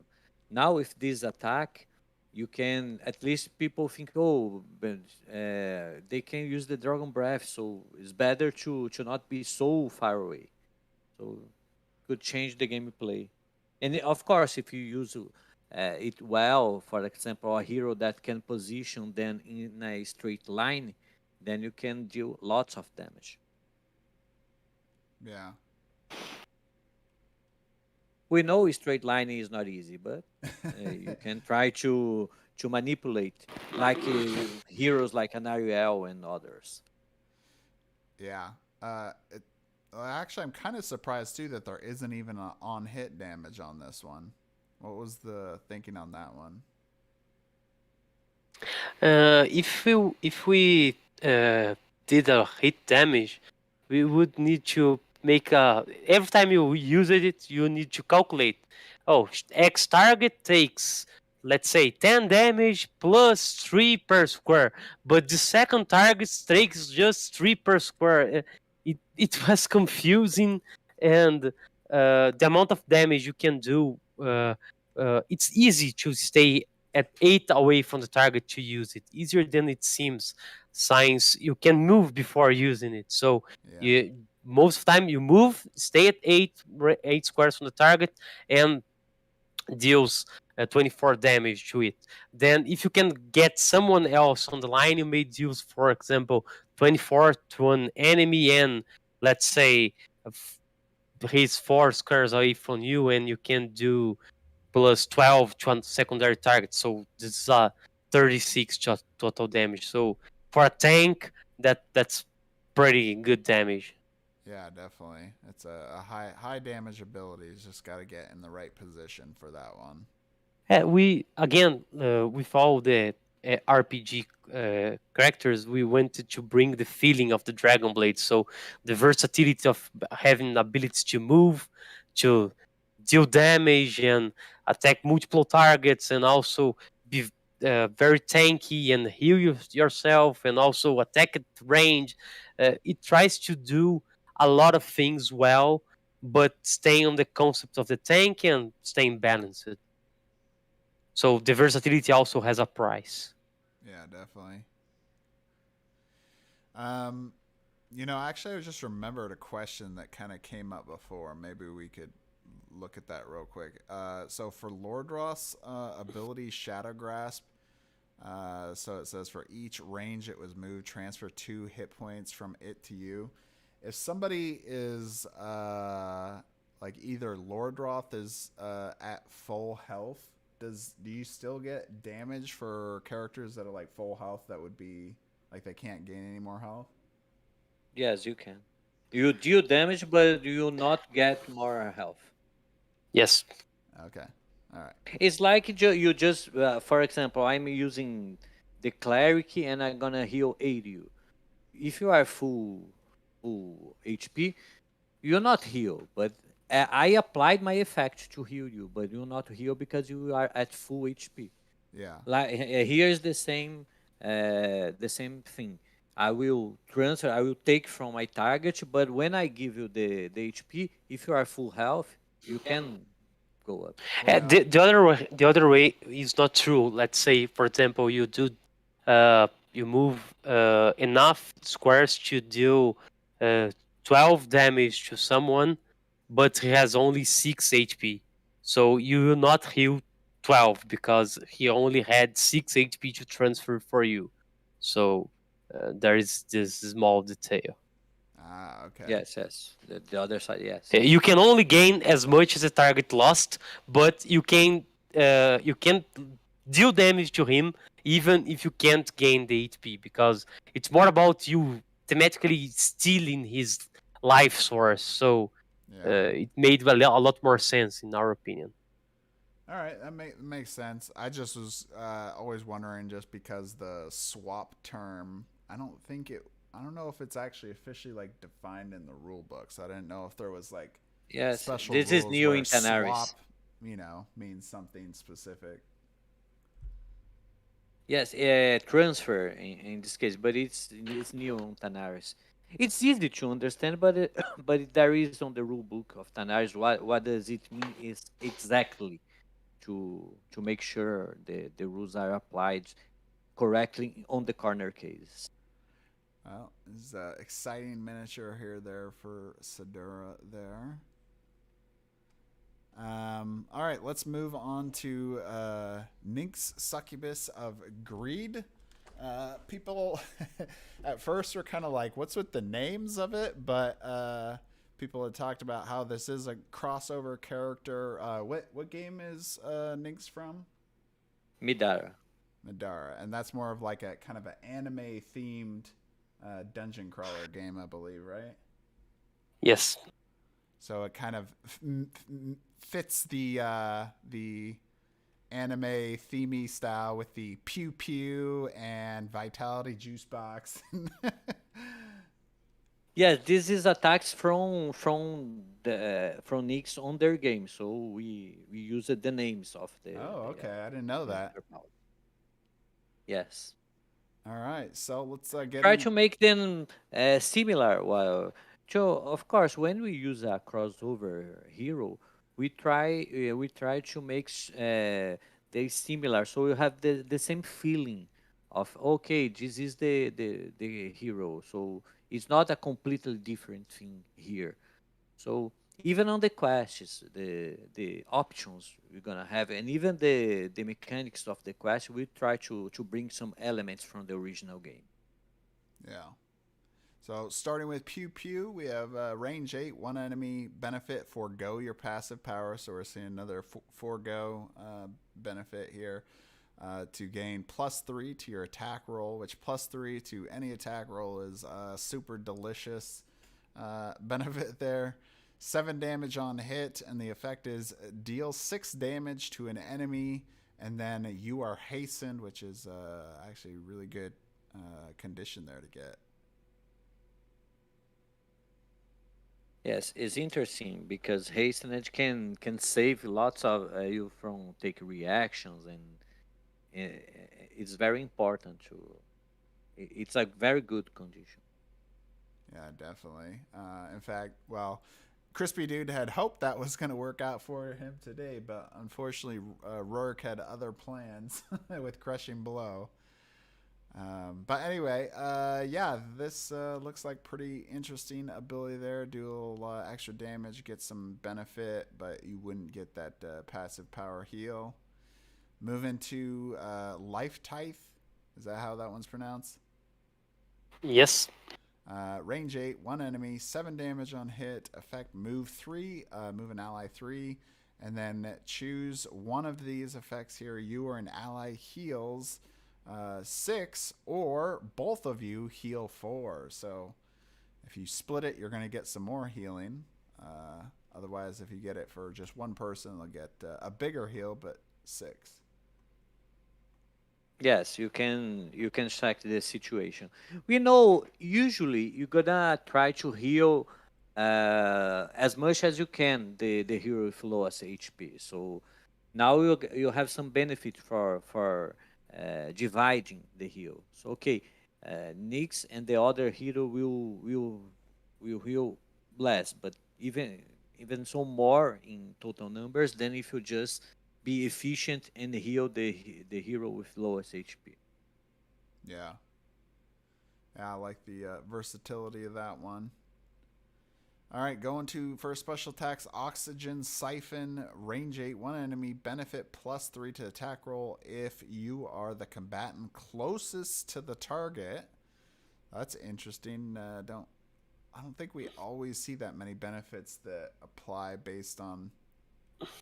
Well, I guess we have seen now with some Tanares Adventures characters, but anyway, 22 damage on hit, and then the effect is permanent. Choose an enemy, ignores all its helpful conditions, and takes 3 damage at the end of all of its turns. Yes, this is the tank killer. Wow. Yeah, that one's definitely would be good for a tank or anyone that's especially going to rely on helpful conditions. That is the idea. And just generally, you don't see a lot of more damage related type of effects on a healer character either. So Yes, she's a more damage inclined. yeah, definitely. We removed the hybrid classes like we said before because of the many things that wasn't as clear as we would like them to be, but the concept of the characters are still there. They have this feeling that they are able to perform a side role, a secondary function, secondary role there. So this is one example of that keeping is still on the design of those characters. Yeah, and I still like that theming difference, because I feel like it makes each of the characters more unique, and not just like if I'm picking a shooter character, I'm just doing crazy amounts of damage, and that's pretty much all I'm doing. So it makes it a little more Yeah, to keep exciting. diversity, it was interesting to bring this off combat role concepts and powers, and giving them a bit of versatility. It has a price. As sometimes their special need to be a bit weaker, or one attacks need to be a bit weaker, so you can balance them out. But on the other side, you have very fun characters that are versatile and can do multiple different things depending on the situation. So they are interesting to play. All right, let's move on to Vitality Juice Box Range 8. One ally. Drawback, do not apply passive power. So we're getting another, basically, except this one's not even a choose forgo. This is you just don't get it. 0 damage on a hit. The effect is the target heals 20, moves 3, and makes a primary attack. So that's pretty cool, because you could potentially get quite a bit of like total trade between healing and damage if you use this with the right character.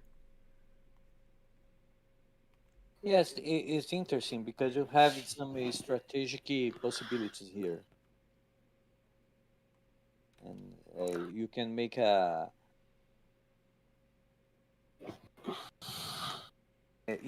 some hero that has the right primary attack. For instance, I need to deal lots of damage, or I need to apply some condition, and you can use this on a moment. So, in fact, it can help a lot. Yeah, definitely. All right, and here's her miniature here. Now, this has been a long time ago. I think I remember from the campaign, wasn't there something about the miniature originally people didn't like, but then we changed? Yes, it was improved, but we need to, maybe on the next update we're gonna post all miniatures on the final form, because Yeah. I think this is the old one. Oh, is it? Yeah. Okay, cool. Well, hopefully we'll see that soon. All right, and Nero the Pyromancer, another crossover character from Black Rose Wars. I know that one specifically. Controller character here. So starting off, so theme wise, fire character, kind of interesting that he's a controller and not a shooter, although I guess that would kind of conflict with Zanuck, who already kind of fulfills a similar idea and theme. Yes, it could be. We already have a fiery sorcerer as a shooter. If we do a pyromancer as a shooter, they could feel like the same. So it was important to change the combat role and even the game style of them. Yeah. Starting off with Firestorm, range 8, one enemy, 12 damage on hit. Then the effect is deal 4 damage to all other enemies in odd numbered coordinates in range 8 of you. All right, so that's probably one of the most unique abilities that I think we've seen. So this is going to go by the board, and this is not... Oh, no, it is high enough resolution to see this.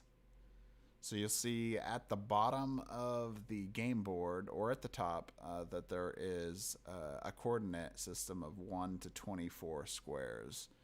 So any of the odd will take extra damage. 4 damage to all other enemies. So you could do a lot of damage there, and it's actually kind of split up with that one. What was the idea behind this one? Yes, now you have possibilities to think about. Okay, I'm gonna move my enemies and try to put them on the specific places. So okay, it's not to move them to go to a lava or to help Anariel attacks like fireballs. No, I need to move them to specific places to make sure Nero make this attack and benefit from the effect. So it's a different. So also there is something about this character that it creates a pressure on the enemy. Like the enemy will need to keep paying attention to where he ends his movement at each turn. So this is another concept of game design we tried to bring with these new characters. That is making characters that change the gameplay during PvP. Like when you are playing against it, you play different. If you are playing against a character and you don't play different against him, uh, this shows that there is not much to this character. Like because his mechanic just feels like any other character that could be in his place. But when you see a mechanic like that, then you need to think your whole strategy and whole game around that. So it was very important. Like when you have characters with powerful interrupts and characters with powerful AoE like Avalon, or pretty good movement abilities. So you need to think about how to deal with that character, like Hurik, for example, that has Iron Wall. You need to take that in account and play different because he has that weapon. So this is the same concept. Like he changed the way, not only the way you play, not only you went to move the enemy to those squares to increase the damage you do, but also the enemy need to think about how not to move and to avoid this damage. Yeah, it's definitely gonna increase the diversity of options here with this character for sure. And well, let's move into the next one. So Path of Ashes, range 8, one enemy, 11 damage on hit. The effect is move an enemy 2 in range 5 of you. Choose an enemy. It takes 5 damage the first time it moves orthogonally on its move action. Ends if used. All right, so this one's real interesting. A little more mechanically unique, I guess, too. So you're moving somebody, and then choose an enemy. It takes 5 damage the first time it moves orthogonally on its move action. Interesting. So they have to move in a diagonal direction to not take that damage. That's pretty fun, as it may cause you to take a level damage, for example, or do some pretty weird movements. Yeah. I'm really getting the feeling that, like, especially that the positioning is super important with this character. Yes. Right, That's his team for overall team is positioning. Yeah. All right, let's move to Flame Prison, the first special attack. Range 8, one enemy, 24 damage on hit. Effect is permanent. Choose an enemy. Whenever you make a primary attack, move this enemy towards your attack's first target. Okay. So, whenever you move this enemy towards the attack's first target. Okay, so you can move a separate person around the battlefield towards whoever the target will be of your primary attacks. Yes, it's interesting because now you can choose a hero and manipulate a lot its position. Yeah. And you can benefit from other attacks like the Firestorm and even from area attacks or on other heroes, or even this circle of protection for your tank. So now it's interesting. You can manipulate a lot the position of the enemy. So it's different the way you do, but it's very effective. Yeah, in fact, continuing that here, so Burning Sigil, range 8, one enemy, 20 damage on hit, permanent. Whenever the target is on an even numbered square anywhere on the grid, it is exposed and vulnerable both once per turn. So that's a especially interesting combination with Firestorm. Basically, if you're that person, there's not really a good place for you anywhere. Yes. This is yes, this is special. Okay, I'm playing against Nero and I'm very good at avoid the firestorm. Okay, no problem. Now you have the burning season. Yeah, I will say that this character, I think, is really going to shine with the more experienced players because they'll, have more understanding of, good position, movement, be able to come up with good combinations with this character. I think this one might be a little bit harder for newer players just because they won't have, that same understanding level. But that's just normal, right? Not all of the characters are going to be a Qatar, for example. Yes, and this is important to have some heroes more complicated than others. So you can, of course, as any other game, you will learn as you play. So on my on my 40 match, on my first match, and my match number 25, I know to play it very better than when I'm starting. So it's Yeah. important to have some heroes that okay, now that you learn the some secrets of the game, now you can use the some heroes that require more understanding of the Yeah. game. Oh, I mean, he'll definitely be a fun character to play, especially with Despair as well, which is also very position based passive. The other interesting thing to note too is the art here. So he's got like a dragon necklace and belt thing versus like if this is it might be an old miniature picture. Is he also supposed to have like a dragon belt and dragon necklace on the miniature? Yes, I'm not seeing the final one. I need to check the Okay, because because it might have I'm been an not art change at some point. Because I see at least the yes one that's I here isn't the as same. I'm not working with the miniatures. I Yeah. don't know the details, but no, Clayton is the one who worked with the miniatures. If he was here, we could ask him the Yeah. changes. Well, I'm assuming he's kind of like getting a little bit themed in the Tanares world by being there, and why he's got dragon Yeah. stuff now. Yes. Yes.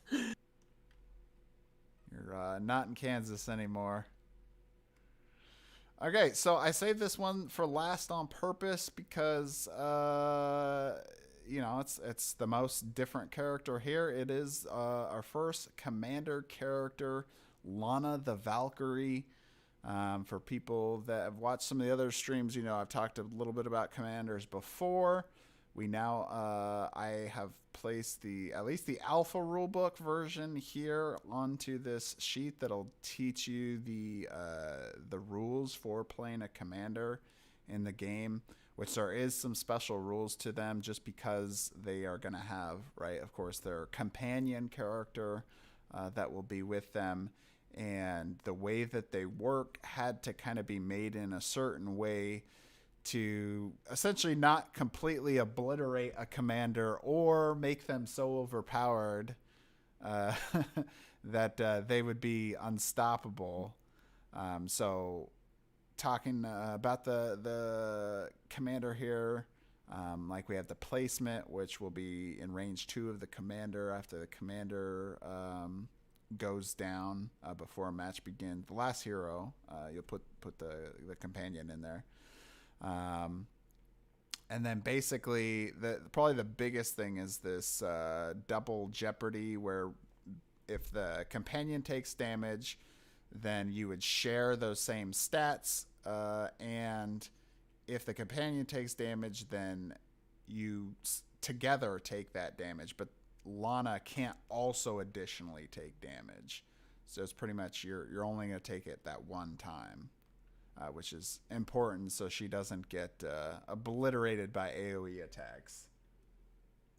Yes, it's very important ability to. This is of course it is to balance it. If I use a fireball and it pick up and it affects the commander and the companion, you take double damage. So she would die very quickly. So you can only take one time the damage when an attack hit buff. It's a very important thing. They share the same HP, and they cannot take double damage for attacks. Yeah. So, maybe we should just talk about the commanders in whole real quick here. So, I guess just looking at the stats, for example. So 60 hit points, 7 basic attacks, 6 defense, 5 movement. So basically, it looks almost like a healer character, except 1 defense lower. Yes, And one basic attack higher. yeah, Oh, it yeah, you're is the commander is supposed to be a support character, a bit more on the offensive side. So it fills in for a healer, but he has more tactical and is more aggressive than a healer. So we try to bring this to his stats as it has a bit more basic damage and a bit lower defense. Also, because the companion is another piece on the board.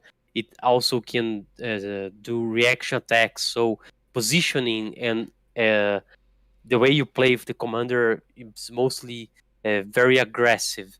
As on one side you can dish a lot more reaction damage, but on the other side you are a bit more vulnerable as you are at the range and at melee at the same time. Like if someone corners both strategies that work against melee works against you because they can, for example, use attacks to push your pet on the lava and use the same things that would cause trouble to melee characters, but also the same for the commander, as they can pin you on a wall like you do with a shooter and or a healer, and they can gain reaction damage against you, or also you are vulnerable to an enemy shooter because you are far away, but you are also vulnerable to a brute because there's 2 pieces of you that he can target with brutality.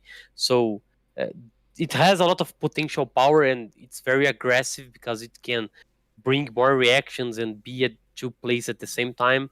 But on the other hand, it's more vulnerable than the healer. So that's the whole Yeah. idea. All right, let's talk about the passive, because that's probably some important things to clarify in that. So the passive is teamwork. The trigger is the companion hits an enemy in range 5 of you. The first hit of its prime action, which we'll bring up here in a second. The effect, the companion's target takes +2 damage. So obviously this is a little bit lower than the normal +4 that we see on all the other classes. I believe this is partially to do with just balancing the fact that you essentially get 2 attacks. You'll get Lana's attack and then the attack from the pet. And then the other part is specifically mentioning prime action. Now, you guys can probably explain it better to me. I believe that's because some of the other commander pets can use primary attacks. Is that correct?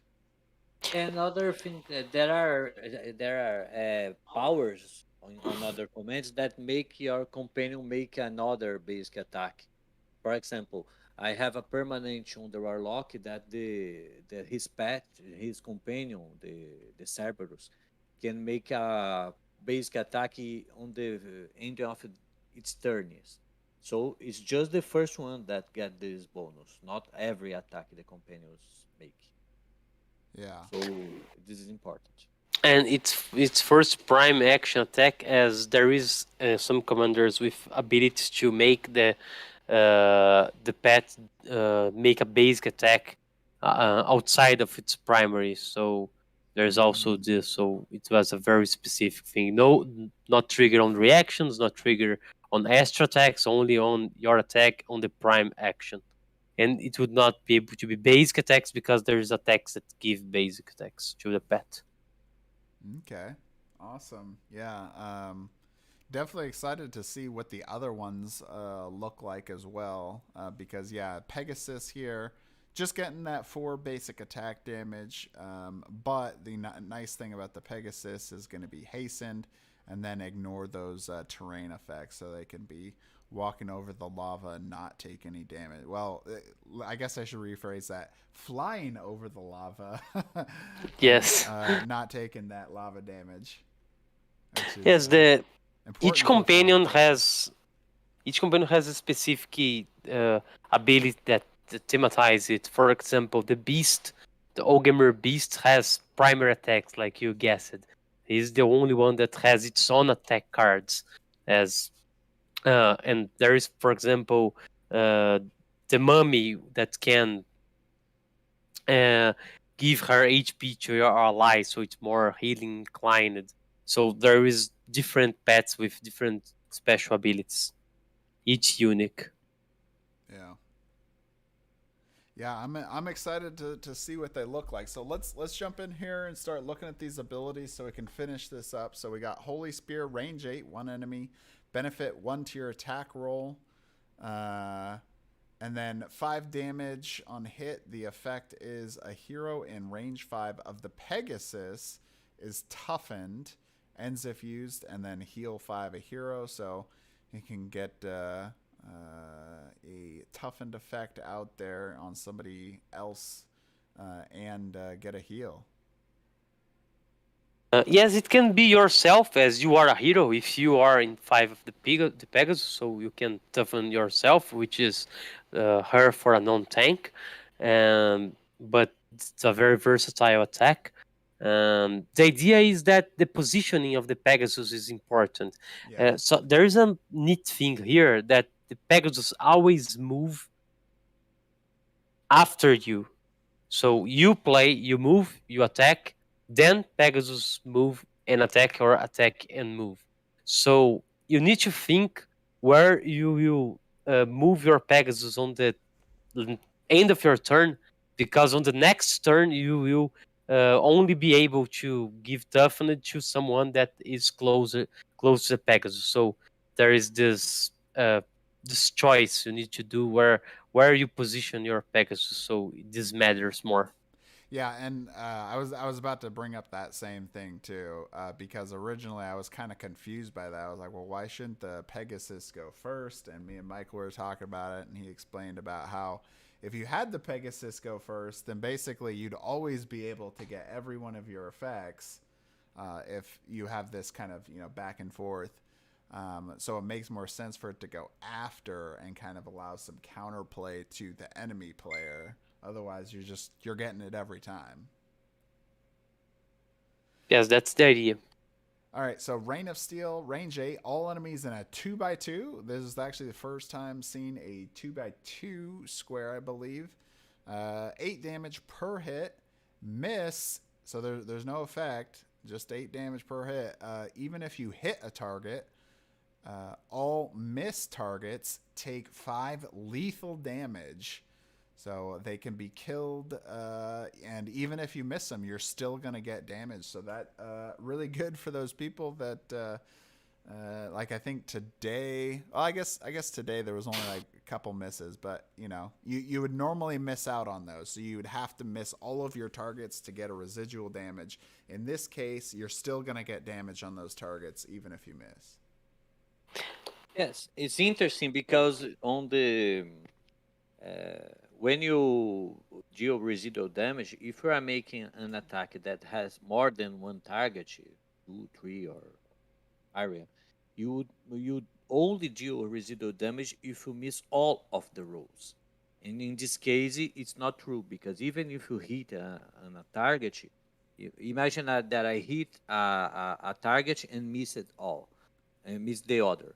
So I will still deal the damage on the missed target. Yep. All right, moving to her first special, range 8, Shield Maiden, 1 ally, benefit +2 to your attack roll, 0 damage on hit. The effect is heal 18 an ally. and then permanently choose a hero. The next time its HP would drop to 0, it drops to 1 instead. Ends if used. So great way to get a little damage stop there, prevent somebody from just getting wiped out real quick, and give them that kind of like protective shield. He has a pretty defensive ability. I like it a lot. Yeah. I like those too. And then since it A is bit sad if if they have something that removes permanent or I was even actually- swap one. I was just about to say the same thing, that the interesting part about it being a permanent effect is, yeah, somebody could steal this away and give it to their own character that's about to die. Yes. Yes. All right, then the other special attack, range 8, Winged Fury, 1 enemy, 20 damage on hit. The effect permanent after the Pegasus ends a move or prime action. Move to an enemy in range 1 of it once per turn. This special attack, when you read it, it seems like, okay, it's not too strong. But when you are playing the game, it's much stronger than it appears. Because now you can position every turn you can move to an enemy after the Pegasus attack. So you can move the tank to a place that it doesn't apply its circle, and lots of other benefits. So this special is very powerful, and when you read it's not seen like powerful. Okay, it's an okay special, but when you play using this effect, you can see it's much more powerful than it appears. Just think that anyone in range 8 or in fact 9 from your Pegasus can't be into of a lava square, or they will take 4 damage.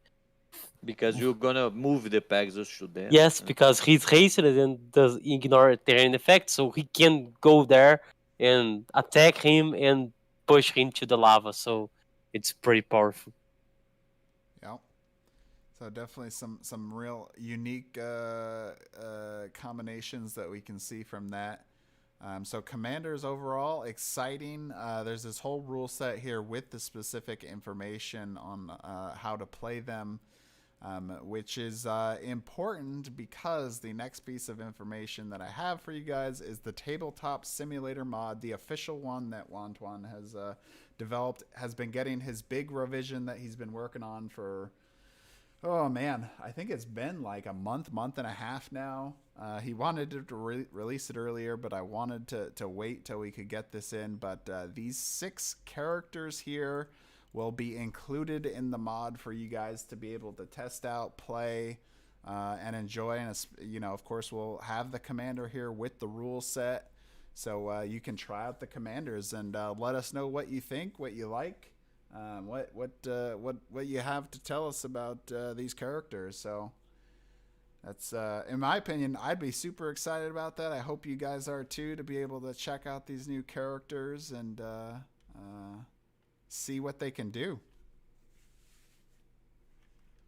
Yes, especially combining with the other heroes, they are very interesting to play. Yeah. And of course, now Tanares Adventures is focused on the epic campaign. They can fit very well on them. So okay, it's good for PvP, but as the game has 100 quests and it's very focused on the storyline and good, interesting mechanics for the PvE. These heroes are very interesting when playing PvE too. Yeah, and probably a good clarification on this. So I did actually take out some of the wording that was related to Tanares Adventures because some of it wouldn't make sense to you guys to use in there. So really where you're going to see most of the use for the commander character would probably be PvP. I mean, you can, of course, try the PvE campaign, if the original campaign, if you want. But just know that it's wasn't built like the rules that are here are more for you to play PvP than it is for PvE. Just Yes, because there yes. is the new rules for Tanares Adventures that work differently than how the original campaign worked. Yes, because as the campaign is very big and has lots of possibilities and a good level up system, the rules we need to change some rules, but it's not too complicated. It's just something specific for them. Yeah. But anyway, that is pretty much it. The only other thing is if you guys have any other questions or something you wanted to bring up, I guess I mentioned earlier. I'll mention it again. Pledge Manager most likely opening either Monday or Tuesday of next week. So if that's your question, I've already answered it. But if you guys got anything, let us know here. And otherwise, we'll be finishing up and letting you have the rest of your day.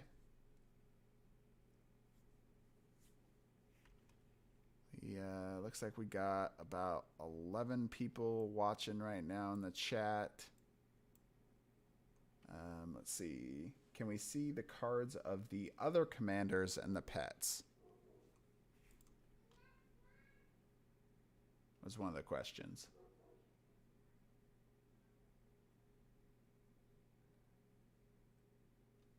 Alex. We need to put it on the Tabletop Simulator to show. But on the next update, we'll show some of them.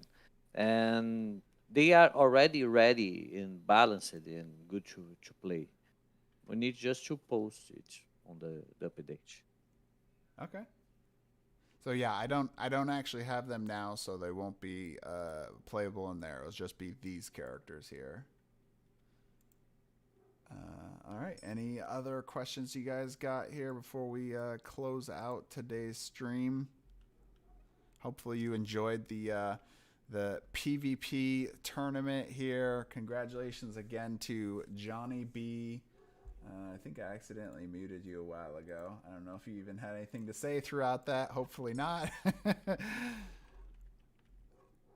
Let's see. If the commander is protected, the companion will also have a +3 to the defense. This is one of the last changes we made to the commander rules, and that will be on for simplicity. The pets didn't have a defense stat because of a series of small. I will not enter in details right now because it's a bit too long to explain. But we solved this issue, and now the pets will have their own defense value. So we can remove this rule about then they having the same defense value, though they only share HP. This will be the final version. For this one that is here, yes, they are sharing defense values. So this version here, if the commander is protected or the companion is protected, both were considered protected. Same for exposed. But we solved the little issues that we are having that caused this, and now the companion can have its own defense stats, and things are split as normal. Like, for example, if the Pegasus is empowered, it's only the Pegasus that is empowered, not the commander. The same thing for exposed or protected, for example. Yeah, this is for the simplicity of the rules. So now when we are revising everything, we are trying to take off something that don't change the mechanics, but simplify things. This kind of thing, okay, this is another thing you need to know. Oh, if I'm exposed, then the Pegasus is exposed too. But it's not easy to remember. So the only thing they share is the HP. So only damage and healing will affect both, but not anymore the defense or attack. It's easier to play. So this is the final polishings we made for the game now before it goes to print. Okay. All right. So some there'll be a little change. Yeah. All right. You guys got anything else here? Anything Michael or Alex you guys want to say? Oh, thank you for the opportunity to be with you today, and we are very confident that people will enjoy a lot Tanares Adventures, especially on PvP on the new heroes, but especially the epic campaign because but now it has many other interesting features, but it's not complicated. We try to make everything simple, and now you can have many possibilities, and it's not overwhelming. Okay, I need to know lots of rules. No, it's easier to play. So I think people will enjoy a lot the game. Let's see, we have a comment here. Thanks for the stream, guys. I only learned about the game about a month ago and was instantly hooked. Just got a core box, so can't wait for the Pledge Manager opening again. And then there was another question if they can both make reaction attacks in a turn, the pet and the companion. Sounds like. Yes. Both use reaction attacks. On PvE, there's specific rules as that reaction attacks work completely different on Tanares PvE, but for PvP, they can independently make reaction attacks as normal. Yeah, in fact, I make a point of that in, I think, the first video. I mentioned that rule change in there. So. Okay, well, I think that's it for today. Thanks, everyone, for watching. Like I said, Wantuan should be updating the official mod here and releasing it very soon for you guys to check out the new heroes and his new revisions, which actually I saw some really cool stuff. He came out with like a hero pad deck, basically, to help kind of condense and track things. And then also other cool things like being able to put condition tokens above miniature models. So for the people that really like using those condition tokens, it'll be easier to see. In my opinion, the best use of that is for Talessa, the Dragon Queen, with her aura. Sometimes it's hard to remember what aura she's using, and so you can pop that above her head and be able to remember that a little easier.